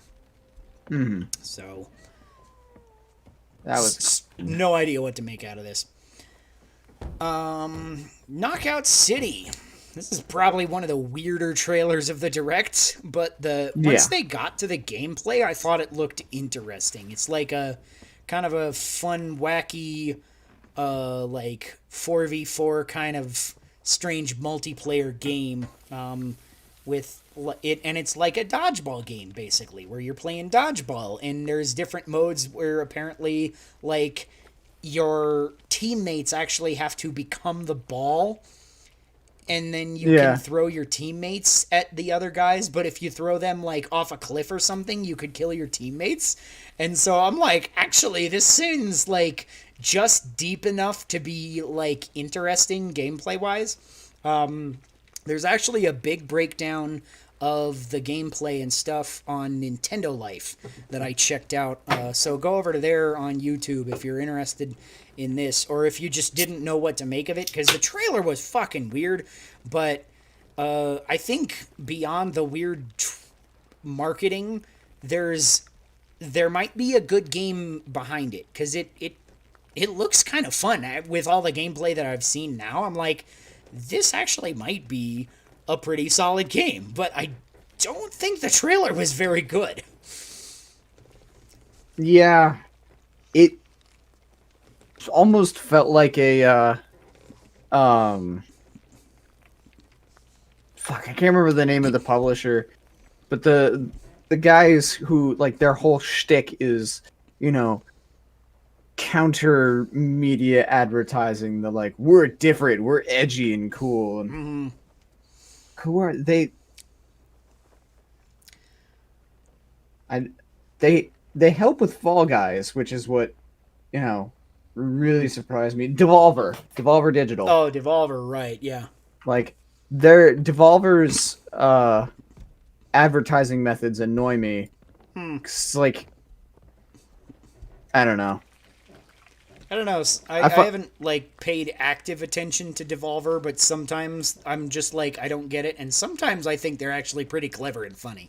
Like their spot yeah, at the Game Awards, where they were like the Devolver Digital Game of the Year award goes to this game, and it was like an announcement for a game that was coming out the next year, and I'm just like, you fucking trolls. That's silly. eh, But at the same time, at the Game Awards of all places, during the pre-show, where the pre-show like presents award categories to like clearly just the categories that they didn't care about enough to actually put in the show. yeah. So I'm like, I'm picking up on you trolling the Game Awards, and I'm okay with that. That's fucking funny. So I'm a little bit hit and miss with their with their advertising, but I get what you're saying. Next thing was World's End Club, which is some weird Danganronpa like thing from the guys that brought you Danganronpa, is how I described it, plus some side scrolly shit. Yeah, I don't know. It's like mostly visual novel, but also with some platforming for some reason. I don't know. It looks just as mindfucky as Danganronpa, so I'm kind of into that. But again, I'm not really a big visual novel guy, so I'm like, maybe. I don't know. It's like, it looks like maybe that's the kind of visual novel I could get into, is this weird kind of mindfuck visual novel. I'm not sure. I don't know, because the only one I've really got into is Valhalla, which is like this crazy ass cyberpunk post-apocalyptic kind of story thing, and it's like just the characters in that is really what sold it to me. And Yeah. so this kind of weird mindfuck anime thing might be the kind of thing that would also have like really awesome characters that would sell it, which is kind of the feeling I got from Danganronpa from what like gameplay and trailers I've seen and stuff. So Oh yeah. Like oh good. Erupting volcano. you That's probably exploding gonna shit hit again? me. No, nearby volcanoes erupting, and I'm within range of getting hit. Nice. I'm sure it'll be Don't fine. die. But yeah, I mean that's just Danganronpa's thing is just getting you hooked on and attached to the characters, and then when you're really, you know, when they're really important to you, using that connection to break you. Yeah, so if you're interested in that, World's End Club is coming out May 28th. I don't know. Maybe if I have nothing else to play in May, I'm not sure. Hades is getting a physical version.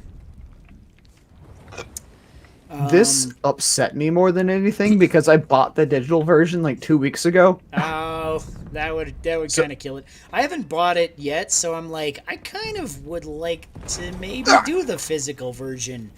So it's coming March 19th, which is actually pretty soon, and the physical conversion comes with a digital soundtrack and a physical art book.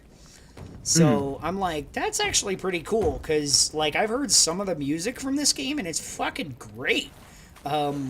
So I would be all about getting that digital soundtrack. I'd rather a physical soundtrack because I like to have like video game soundtrack CDs that I play in my car. But it is what it is. I can pop in my.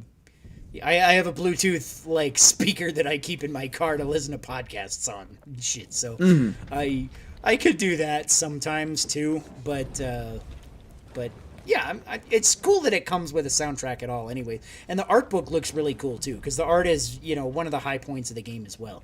Still haven't played this game. I've been meaning to get around to it, and now that a physical version is coming out, I'm kind of like, ooh, maybe that's kind of the push I needed. I don't know.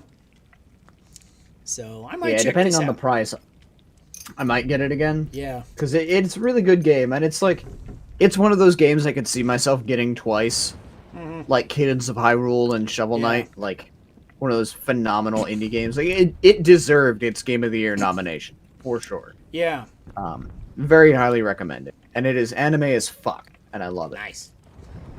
Sometimes that is exactly what you need, which is why I have watched 590 episodes of One Piece. Ow. Ninja Gaiden Master Collection is coming, which includes Ninja Gaiden Sigma 1 and 2 and 3, and all of the DLC that has ever come for it for cosmetics or story content, coming June 10th. So I think this is kind of cool. I played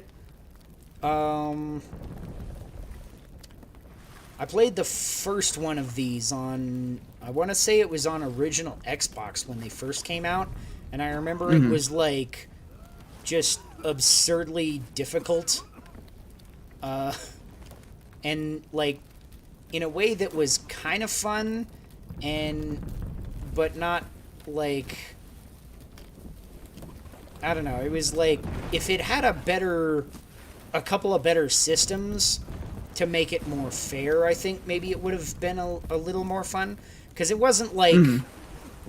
I feel like part of the difficulty came from the tedious nature of using potions, because you couldn't just like hotkey a potion, right? In order to Yeah. heal yourself, you actually had to pause the game, go into the pause menu, go into your inventory, and scroll to the potion and use it. And that was just kind of annoying as hell. And yeah, and it was a fun game. I remember liking it. So I would be curious to revisit these, but because of their just hard as balls nature, I don't know that I would actually have the wherewithal to. Like, I just, at this point, I don't know if it would be worth the time it would take to beat them again, to revisit them from start to finish, you know? And I'm like, I kind of want to do it just to say I finally did, but at the same time, I'm like, is it really going to be worth it to spend all that time and effort to do so? I don't know. Sorry, I keep getting pelted by meteors, so I see can't your really ship contribute keeps much. lighting on fire. Did you play any of the Ninja Gaiden games when they came out? No. Did you play any of the old Ninja Gaidens at least? Nope. Never played a Ninja Gaiden game. It's one of those I would like to, Yeah, just because I hear that it's difficult and I like a challenge. yeah. So I kind of wonder, like, if this would be like all the Dark Souls players' cup of tea or something too. I'm like, I wonder if, you know, all the Dark Souls, because a lot of people I know that like Dark Souls say it's not all that hard. It's just like you have to get past the learning curve, and you have Yeah. to be like study the patterns, and once you kind of figure it out, it's not that hard. And Yes. I wonder if that's, so I wonder if this is like harder than Dark Souls. I'd like to like hear a take from a like an avid Dark Souls fan about it at some point. Lyle would probably be the best person to ask. Yeah, I know he's big into Dark Souls, so I wonder if he's ever played any of these. I should hit up on Discord or something, or Twitter. See what's up on that. Lyle, if you're listening, then tell me stuff. But yeah, I remember the old Ninja Gaidens were hard, but it was the NES, so everything was hard. It was Right. just it was just how it works, right? Because the original Ninja Gaidens, I played the original one, and later there was like I didn't play 2 or 3 on NES, but Ninja Gaiden 2 and 3 came to a Super Nintendo collection that had all 3. So I played a little bit of them then. And I never beat any of them, but I got pretty far in Ninja Gaiden 1 just because like it was hard, but I felt like it was fair, right? Because after a certain amount of going through the level, you could get to a point where you could go through the level taking barely any damage and then get to the boss. And then, you know, you'd have most of your health left for the boss, and you could do it that way. So it felt Right. like a fair challenge, and I don't think the same of the Xbox ones, but I also haven't really played them in long enough to necessarily judge that for certain. So Yeah. I feel like that could just be like maybe I was butthurt at the time because I couldn't beat it or something. You know, I'm not sure. It was edgy teenage Sean. So what you gonna Right. do? Age of Calamity is getting a expansion pass, and they gave us bollocks for information on it. This is like, hey, this is coming, I feel like that's just the Zelda team's MO. right? Like, we're doing a thing. Okay, bye.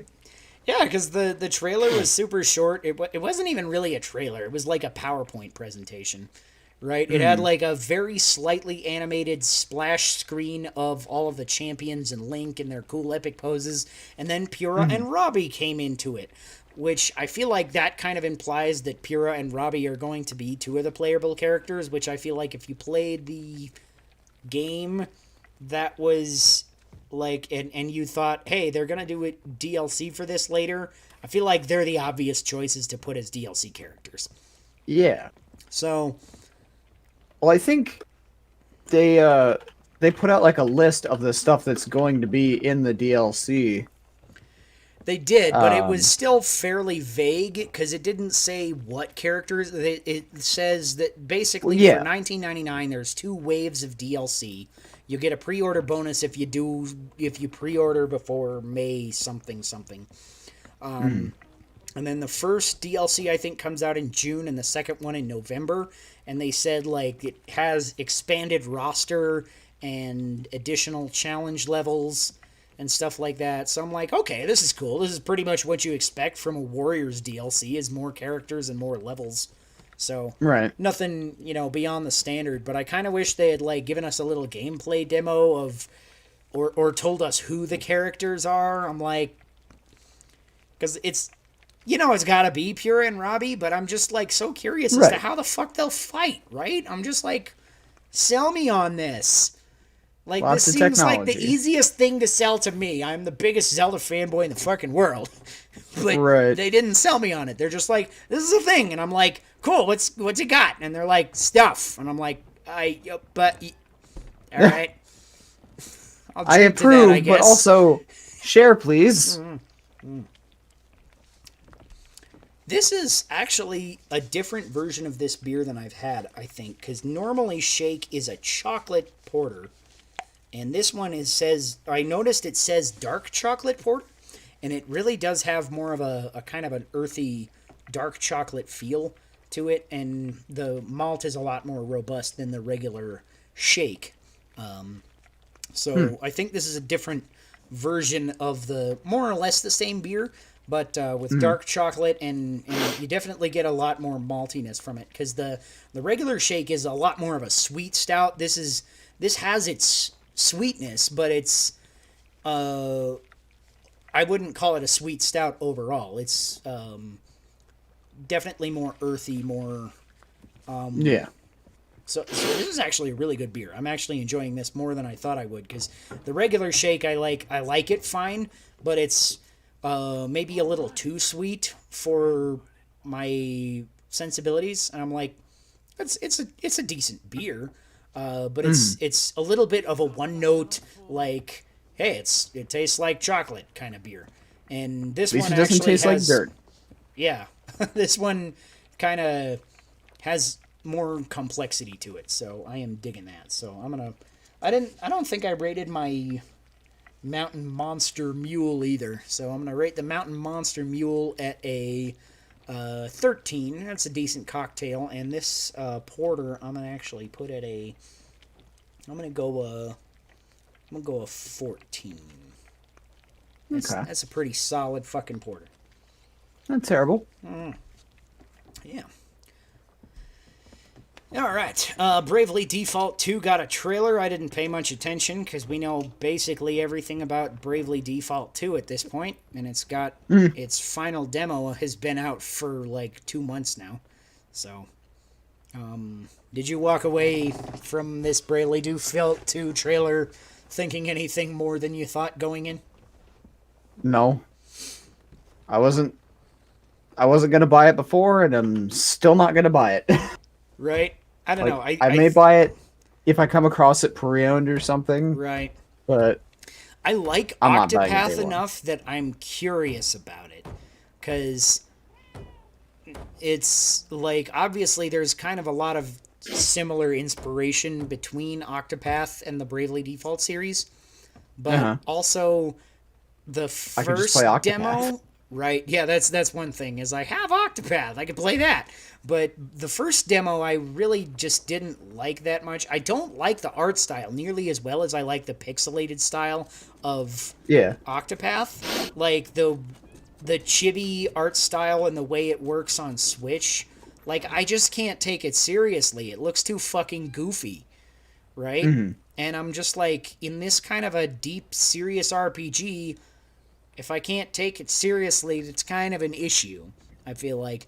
So that was one of my kind of big issues I took with the first demo. And also, the first demo was just like, gameplay wise, it felt like a step back from Octopath Traveler, which I Yeah. feel like is weird because from what I know, it's similar to the original Bravely Default, but it felt to me like Octopath kind of took the Bravely Default series and expanded upon it and made it maybe a little better. And then Bravely Default 2 kind of took that away and went back to what Bravely Default 1 was doing, more or less. Which I'm Right. not sure if that's a 100% accurate analysis of the situation, but that's kind of what it feels like with what I know about the games.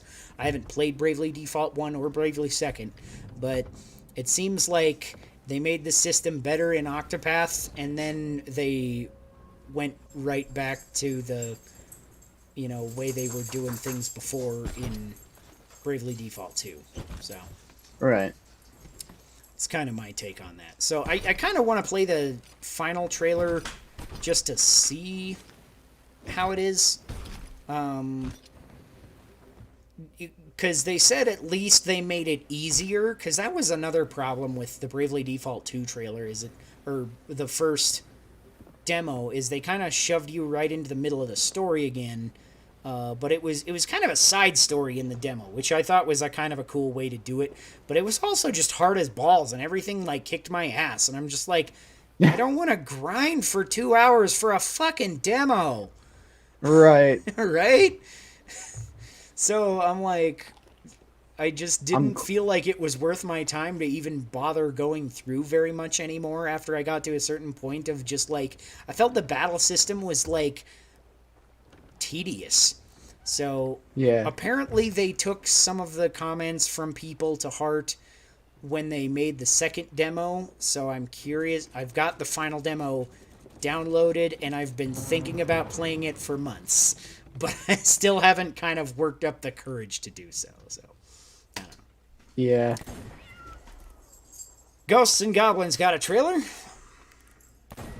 You into Ghosts and Goblins? No, I know we talked about it once before, but Yeah, I think when it was announced, I was in another, like maybe in a partner direct or something, and you came on, because I feel like traditionally for some reason I keep asking you to come on when there's a direct so we can react to shit, and that always makes fun conversation. So let's keep that up. we're both mega Nintendo fanboys. Yeah. So yeah, Ghosts and Goblins looks like neat.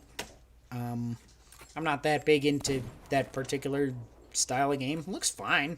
I don't know. If I hear good things, maybe I'll pick it up. But as of right now, I'm like on the fence. I'm like, it looks fine, but it's not super my thing, so I'm not that worried about it. Right. Saga Frontier Remastered is coming to Switch on April 15th. I've never played any of the Saga games. Neither have I. All right, moving on. Apex Legends. It's coming to Switch on March 9th. You played Apex Legends? I downloaded it. I was going to play it. I just never did. Honestly, I was kind of surprised to see that one. I got a I'm buddy happy for him. who plays it, and like, I thought it was kind of surprising that he played it because he really hates pretty much all battleground style games, but he's like in love with this game. So I'm kind of like, okay, maybe there's Yeah. something to this. So I think I Perseus might plays me check like this that. out when it comes to Switch. So I think that's kind of cool. Then Perseus is AG a fan of Aonuma Apex. fucking trolled us all. Yeah. Next part of the direct comes out, and he's like, "Hi, I bet you all saw me and expected to hear news of Breath of the Wild too." And I'm like, "Yes, that's exactly what I want, and that's exactly what I expected when I saw you." He's like, "Please wait a little bit longer," and I'm like, "Damn it, Yeah. why?" But then he's like, "But this Zelda game is coming to Switch." And I'm like, okay, hold on. What could that be? That could be a remake. And there's been so many rumors of so many remakes that I had no idea what it could be. And then it was Skyward Sword, and I was like, okay, that's cool. So Yes. Skyward Sword HD is coming to Nintendo Switch July 16th. And they're also part of this announcement was that there's Breath of the Wild 2 information coming later this year sometime.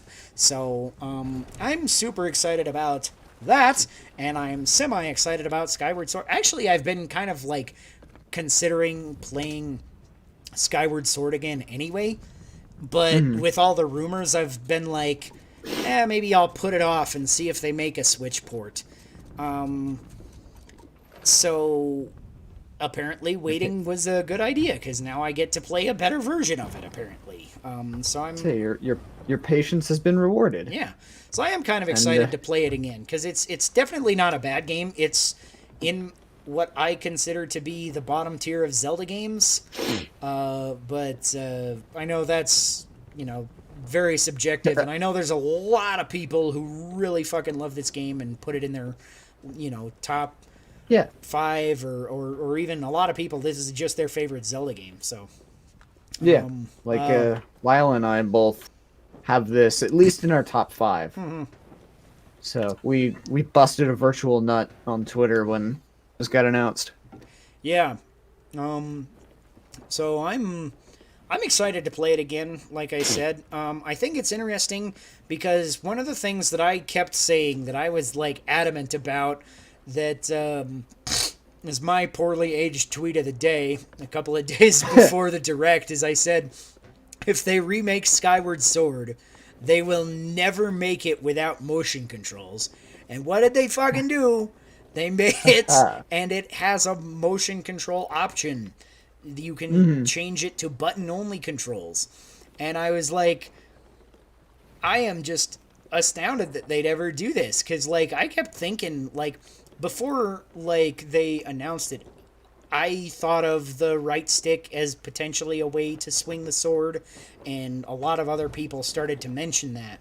And I was like, okay, so that could be, but I feel like it would be weird and janky, and I feel like it wouldn't like bring across the style of the game as much as the motion controls. I feel like it would lose something, but apparently they've made it so that at the very least the Nintendo developers feel like it's as good this way, or at least close enough that they were willing to put in the work to completely retool the control scheme and Yeah. make it so that you can swing the sword by using the right thumbstick, which I'm not totally sure what to feel about that, because I feel like Skyward Sword is kind of made by motion controls. For me, that's actually one of the most fun parts of the game is fucking swinging the sword and being like, look at me, I'm killing goblins, I'm so cool. Yeah. Yeah. But, I had my fucking, like, Master Sword Wii Remote jacket and the shield on my nunchuck, and I've still got them. They're not up here. They're in my closet. I won't. Otherwise, I'd show them off. But, yeah. And they were... I do think I have my golden Wii Remote right here, though. Yeah, I've got my gold Wiimotes. I don't have it They're right in here. It must also be in my closet. Poop. But anyways, so yeah, I'm totally into the motion controls. But now I'm like worried that because the right stick is tied to sword controls, I was like, if they remastered it, one thing that I would like is having a free floating camera that you could just control, like they added in Majora's Mask 3D, where you can control it, because that is like such a nice modern thing for gaming, and I love just being even though it's on like the weird like touch screen C stick on the 3DS, it's Mm-hmm. still something, and I still really really like it compared to the just pushing L to like recenter the camera in Ocarina of Time. It works, Uh-huh. and at the time it was the best camera control in gaming.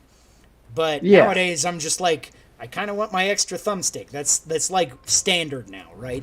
So I'm kind Right. of like, I'm like, is there going to be like a button that you have to push to change it to the sword or what? Cuz I think Skyward Sword would definitely be one game that would really benefit from the ability to have your free camera and move it around.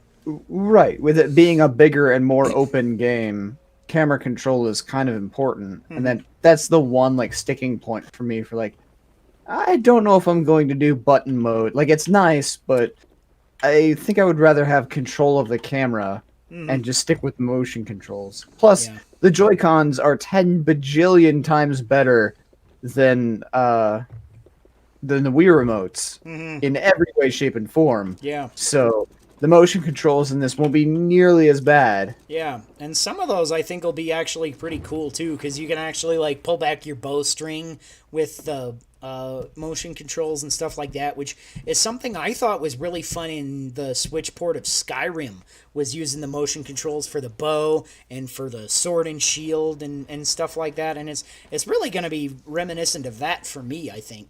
I think I'm gonna like try out the thumbstick controls just to see kind of how it works, because I want to just see how it plays on a pro controller. I'm just curious of Right. that at least. So I'll give it a go on there, but primarily that my go-to is going to be the motion controls. Yeah. I think that'll be cool. Also, Skyward Sword is coming the same day as Skyward Sword is coming. We're going to get Skyward Sword themed Joy-Cons, which look fucking cool as hell. I'm like, Yeah. And I missed out on them because they were pre-order online only through oh, GameStop. is that what happened? Okay, because I went into my And GameStop store and I asked them if I could pre-order, and they like looked it up and they couldn't find it, and then they looked it up on the website and put the SKU into the like internal store search bar or something, and like it came up, but it wouldn't let them pre-order, and yeah, the guys at my store weren't totally sure what that meant, so. yeah, Which it was yeah, literally the next day, so I don't know if, like they've probably figured it out by now. They're not like it, stupid or something, but yeah. Well, they shit didn't happens tell with us. this kind of yeah, and that's one of the things too, is that GameStop employees are not always told of these things. I'm sure you know that. Yeah. I learned that the hard way because when Breath of the Wild was originally coming out, I fucking wanted a Master Edition, and Hmm. I saw it was released, and I was the first fucking person in line at GameStop. And I went in and I was like, I want to pre-order the Master Edition. And at no point in any of the advertising did they say it was an online only pre-order. They just said it's available at GameStop, Best Buy, and something else, Amazon. And I was Yeah. like, okay, I'm getting it at GameStop tomorrow, no problem. And I went in, and the guy at GameStop that used to work there at my store was a super huge Zelda fan. And he was just like, I wanted to pre-order that edition too, and I can't, and I don't know why. And if you give me your phone number, I will call you when I figure out how to do this. But I can't figure it Hmm. out. And that was something we ended up both being really salty about, is that like it was an online only thing. They didn't even tell the GameStop employees that it was online only, and online orders sold out like 10 minutes after they went live, because that's how online only orders fucking work. Yeah. So I'm I still fucking I salty about that. I was pissed about that because I was working at Micro Center at the time, and I couldn't like. They didn't tell us what day it would be made available to pre-order until they had already written the schedule for that week. And Micro Center is notoriously stingy about, A, their scheduling, do not call off unless you're like bleeding on the floor dying, and B, no phones whatsoever. So, I was trying to, once I found out the time, plan out my lunch break. Like, okay, I'm gonna go on lunch. like 5 minutes before it goes live, so that way I could be ready. I had the webpage pull up and everything. I was ready to go, and then we got fucking hammered by people. Like, I detest every single one of you, and so I missed it. And the same fucking thing happened with this. Like, I had to work Kroger because of the winter vortex. Like, it murdered our business on Tuesday, so everybody decided to go and work on Thursday, or like buy their groceries on Thursday instead. So like, hey, we need you. I'm like, okay, but this thing, and like, it'll be fine. And then I was out like helping people when it went live, and it sold out too quickly for me to get it. So again, me getting dicked over by pre-order bullshit. Yep. That's how pre-order bullshit comes around sometimes. But at least I do have Skyward Sword HD pre-ordered, and so that's good for me. So I'm sad that I don't have those Joy-Cons pre-ordered, so I'm going to be sniping Amazon as soon as it's live, but I probably won't get them there either. But yeah, my team is very well aware that when the time comes, if those things ever come into stores, even if we only get one, it's set aside for me, and they call me immediately so that I can book it down there if I'm not already there myself. If they get two, will you reserve one for me? I'll send you the money. Sure. I'll send you shipping and handling. Sure. I'll send you an extra beer too. There you go. I don't think you now can we're mail talking. beer in the United States is the only problem. Damn it. Stupid It'll be United fine. States. Just don't tell them it's beer. Just take the label off. Right? Oh, it's not beer, it's crystal meth. Yeah. They're Yeah, good that'll for make it that, better. Right? Right. I wonder if I just like put a shipping label like on a literal bottle of beer. Just like see, like I don't think that would work. I mean, I'm sure you could always just, order some beer, some online beer thing and have it shipped to me. Right. I'm sure that would work. It's IBC root beer, bro. Probably. It's root beer. It's just not your father's root beer. Right? Should we get on to our final announcement of the Nintendo Direct? Yes. Because, holy shit, we've been recording for 2 hours. Fuck. I did not realize that. Yeah. Don't do that too often. Yeah, there's just too much shit to go over. So, yeah, I don't think we'll get to the tabletop. But fucking Splatoon 3 is coming out, which is insane. So I kind of want to go back and play some Splatoon 2 now and get hyped up for this. This is coming out next year, so they lied to us during the presentation or during the tweet that announced this, that was like, hey, it's all going to be first half of 2021. And then they announced this and Project Triangle Strategy that are both 2022 games, and you're like, hold on a minute. Right. No More Heroes 3 is coming out in August. That's not the first half. It's fine. I'm on to you, Nintendo. But yeah, we all expected this. We all saw this fucking shit coming. It's no problem. Right. But yeah, Splatoon 3 is coming. So you're somewhat into Splatoon, aren't you? Yeah, I'm not good at it, but Right. I You play don't it. have to be good. Yeah, it's just a fun fucking game. I was okay when I was playing more actively. I played a bunch when it first came out.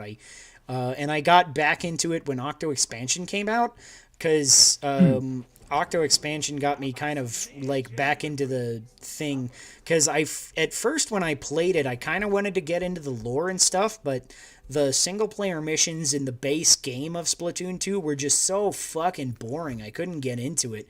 And I was like, this story is neat. Okay, one of the Squid Sisters is missing, but like I never got any past that because the missions themselves were so slow paced. I'm just like, this is not fun. And so I just played a buttload of multiplayer, and because the multiplayer is super high paced, you're just going fucking nuts the whole time. And then Octo Expansion came out, and like I looked at some of the trailers and I was like, you know what? This looks like a much better single player campaign, and it fucking was. It's actually like one of my favorite DLCs that I've ever bought is Octo Expansion for Splatoon 2, because it's like a buttload of levels that are actually fun and challenging and fast paced like Splatoon should be. Because when you slow down the pace in Splatoon, it's just not fun. It has to be high octane or it doesn't work. Right. So yeah, you gonna get in on Splatoon 3? Yes. Yeah. I don't know if I'll necessarily buy it day one. Right. Really depends on what my friends do and if they plan to play it. Right. Um, I'll play it. but yeah, We can at do some a point I'll buy co-stream it. or some shit. That'd be fun. Yeah. So, and that was the direct. Splatoon 3 was the final announcement. Real quick, what were your final kind of thoughts on the direct as a whole? Is this like one of the best directs ever? Not all that great, or somewhere in the middle? Where do you land? It's definitely up there. Like, at the very, very least, in the top half. Whether it's one of the best, I don't know. Rated I don't know on if a I would scale of necessarily 3 to put it, like- 17. I'd rate it as 15. Like it was really good. I was very, very happy Yeah. with it. I have no complaints about it. Yeah, that's kind of where I am, because I'm like, not every announcement was for me, but the announcements were so many and so diverse that I feel like no matter what kind of gamer you are, I feel like there's something here, unless you want like a good first-person shooter. Right. Because there's like good action games. Hades is a great roguelike everybody's talking about. There's RPG shit coming with different things. There's visual novels. There's fucking Mario Golf. There's Splatoon. I guess actually if you're a shooter fan, you have Splatoon 3 to look forward to. So Yeah. there's that. They really just kind of ran the gamut. Yeah, so I feel like this is one of the most solid directs there's ever been, just because I think that I can remember there's never really been a direct that had this much diversity of good announcements, right? Because I feel like almost every big game that was here is gonna be somebody's game of the direct. Somebody, you know, I feel like everybody is going to have one thing that they fucking are hyped about, whether it's Splatoon or Mario Golf or whatever, you know. There's just so much diversity here, and I'm just like, I don't remember the last time there was a direct that had this many different things of this quality. So Yeah, that's the other thing. Like, there was a lot of high quality, AAA games. Like, 2021 is already just become a bigger year for Nintendo than 2020 was because of it. yeah, because I mean 2020 was like The year of Animal Crossing, and that was about it. Like, there was Paper Mario and Doom. But Doom came way too late. Yeah, there was also Hyrule Warriors, but yeah, Age just of like Calamity, Doom, I guess, yeah. Age of Calamity came at the very end of the year, so... Right. I was trying to think. I was like, there's one more thing I'm not thinking about. Oh, yeah, the big thing that was actually my favorite Switch game last year. Because, yeah, actually, it was the only Switch game I got last year that I really, liked. Because I really didn't get into Animal Crossing. I'm still curious. I still kind of want to go back and, give it a fair chance, but I'm just, looking for the time, you know. You know how that goes. Yeah. And, Paper Mario just really didn't do it for me. Origami King was it was, I like the dialogue. I like the humor in it. It's a funny game to play through, and the story was interesting enough, but, just the gameplay didn't really do it for me, because the battles seemed kind of superfluous, because it's all you get out of any battle is coins, and, coins are just handed out in the levels no one's business. You'd never need coins. So right. and you get way less coins from battling than you could from just grinding coins by walking in and out of the screen and collecting all the coins. So I'm I don't know, just I kind of liked the idea that the gameplay set forth, but I didn't think that it was executed as well as it could have been. Yeah. What's your game of the direct?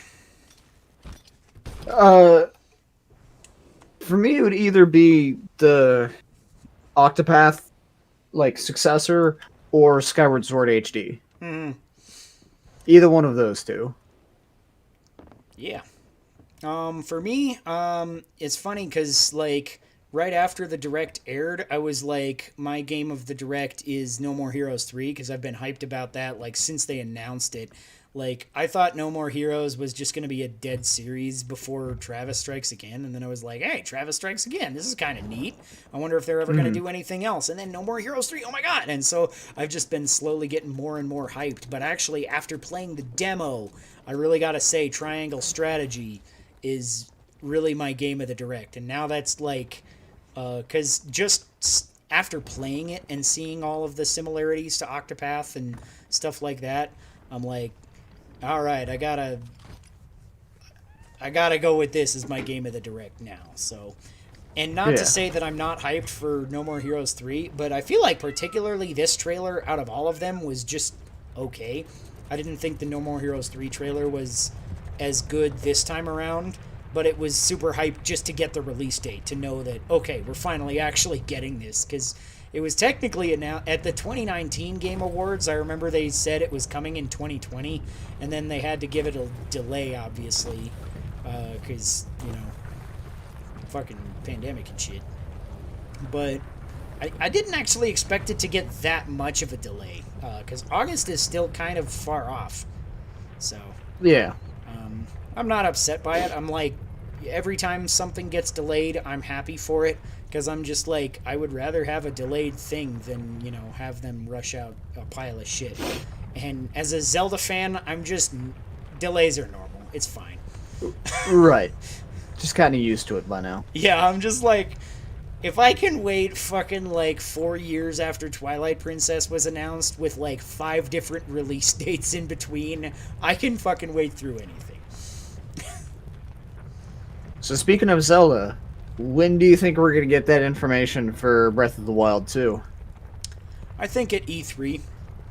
Yeah. E3, it's another little piece of news and booze that I didn't really technically talk about, but E3 has announced that they are doing a digital event this year, so there's not going to be an in-person thing, and I'm wondering exactly how well that'll really go over with all the media people that really like actually going to E3 and being on the show floor, and I think it'll lose something by doing this digital event, but it's like, I honestly don't know what else they could do, because, like, if you delay it another year, it's just going to be like, okay, everybody, E3's just dead now, right? So, right. I don't know what else they could do. Also, you know, there's a lot of, like, kind of bullshit that the ESA has done recently, apparently, that I don't follow all of, but it sounds like they have not been exactly the most nicest of peoples to work with anyway.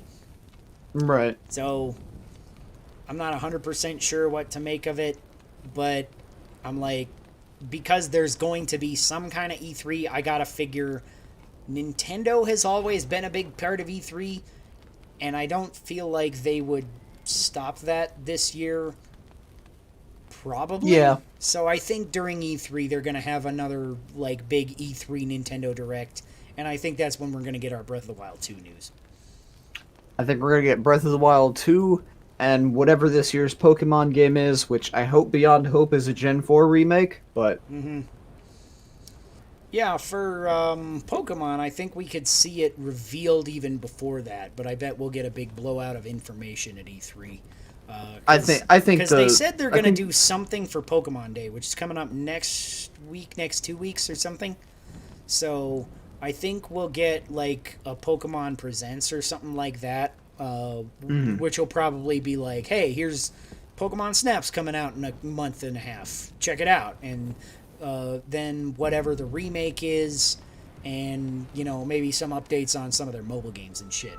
Because their mobile games, they've been kind of quiet about for a while. So I don't know. They could announce like another Pokemon Go event. They could announce like any number of weird shit coming to Pokemon Masters or whatever. They've got so many mobile games going on right now that it's like hard to even really tell what they would exactly go for.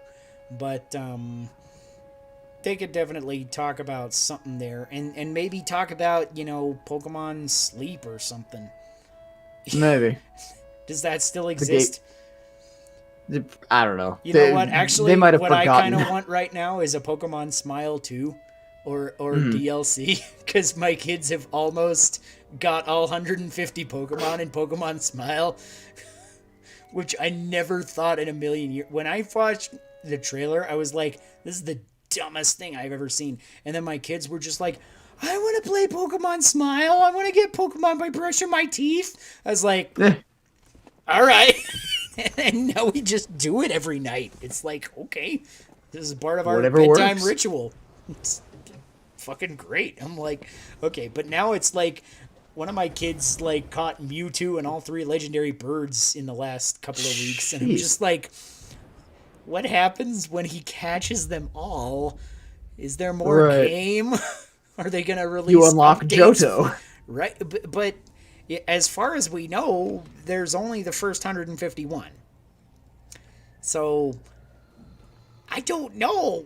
Are they gonna update it for more Pokemon? I would love that because I fucking love Johto. Also, I wonder what exactly they are gonna do for a remake, because I bet they're gonna do a remake this year. I think you're right, and it's. But then the rumor mill is always like either Gen 4 remake or a Let's Go Johto. And I'm like, either of those could work. But then I wonder about, like, what about a Let's Go Sinnoh? Why not, right? I Yeah. feel like that would do pretty well. I know the other like big possibility people are wanting is a Let's Go Johto, which I didn't like the Johto or the Let's Go games, so I would rather not. I liked At it least, okay. I like traditional Pokemon better. But if Yeah. it means I get to go back through Johto again, then I'm kind of all for it, because it's like my favorite gen. So I don't know, like, Yeah. because I don't know. I feel like the Let's Go games did so much right and so much wrong at the same time. It was kind of weird, because like the catching mechanic I thought was okay, but I really hated like grinding catching Pokemon for experience instead of battling. Right. Because it's like you have to catch so much stuff. And like in a regular Pokemon game, I catch like one of everything in order to fluff out my Pokedex and get my big Pokedex entries. And other than that, I only like catch Pokemon that I actually care about, that I want to use.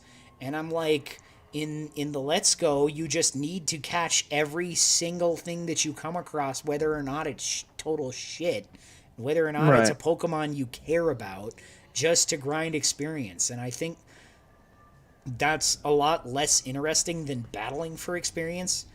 And also, Yeah. the way that they handled it kind of, I feel like, devalues legendary Pokemon. Because when you get to a legendary Pokemon, it's like, okay, if you understand type advantage, you kick its ass.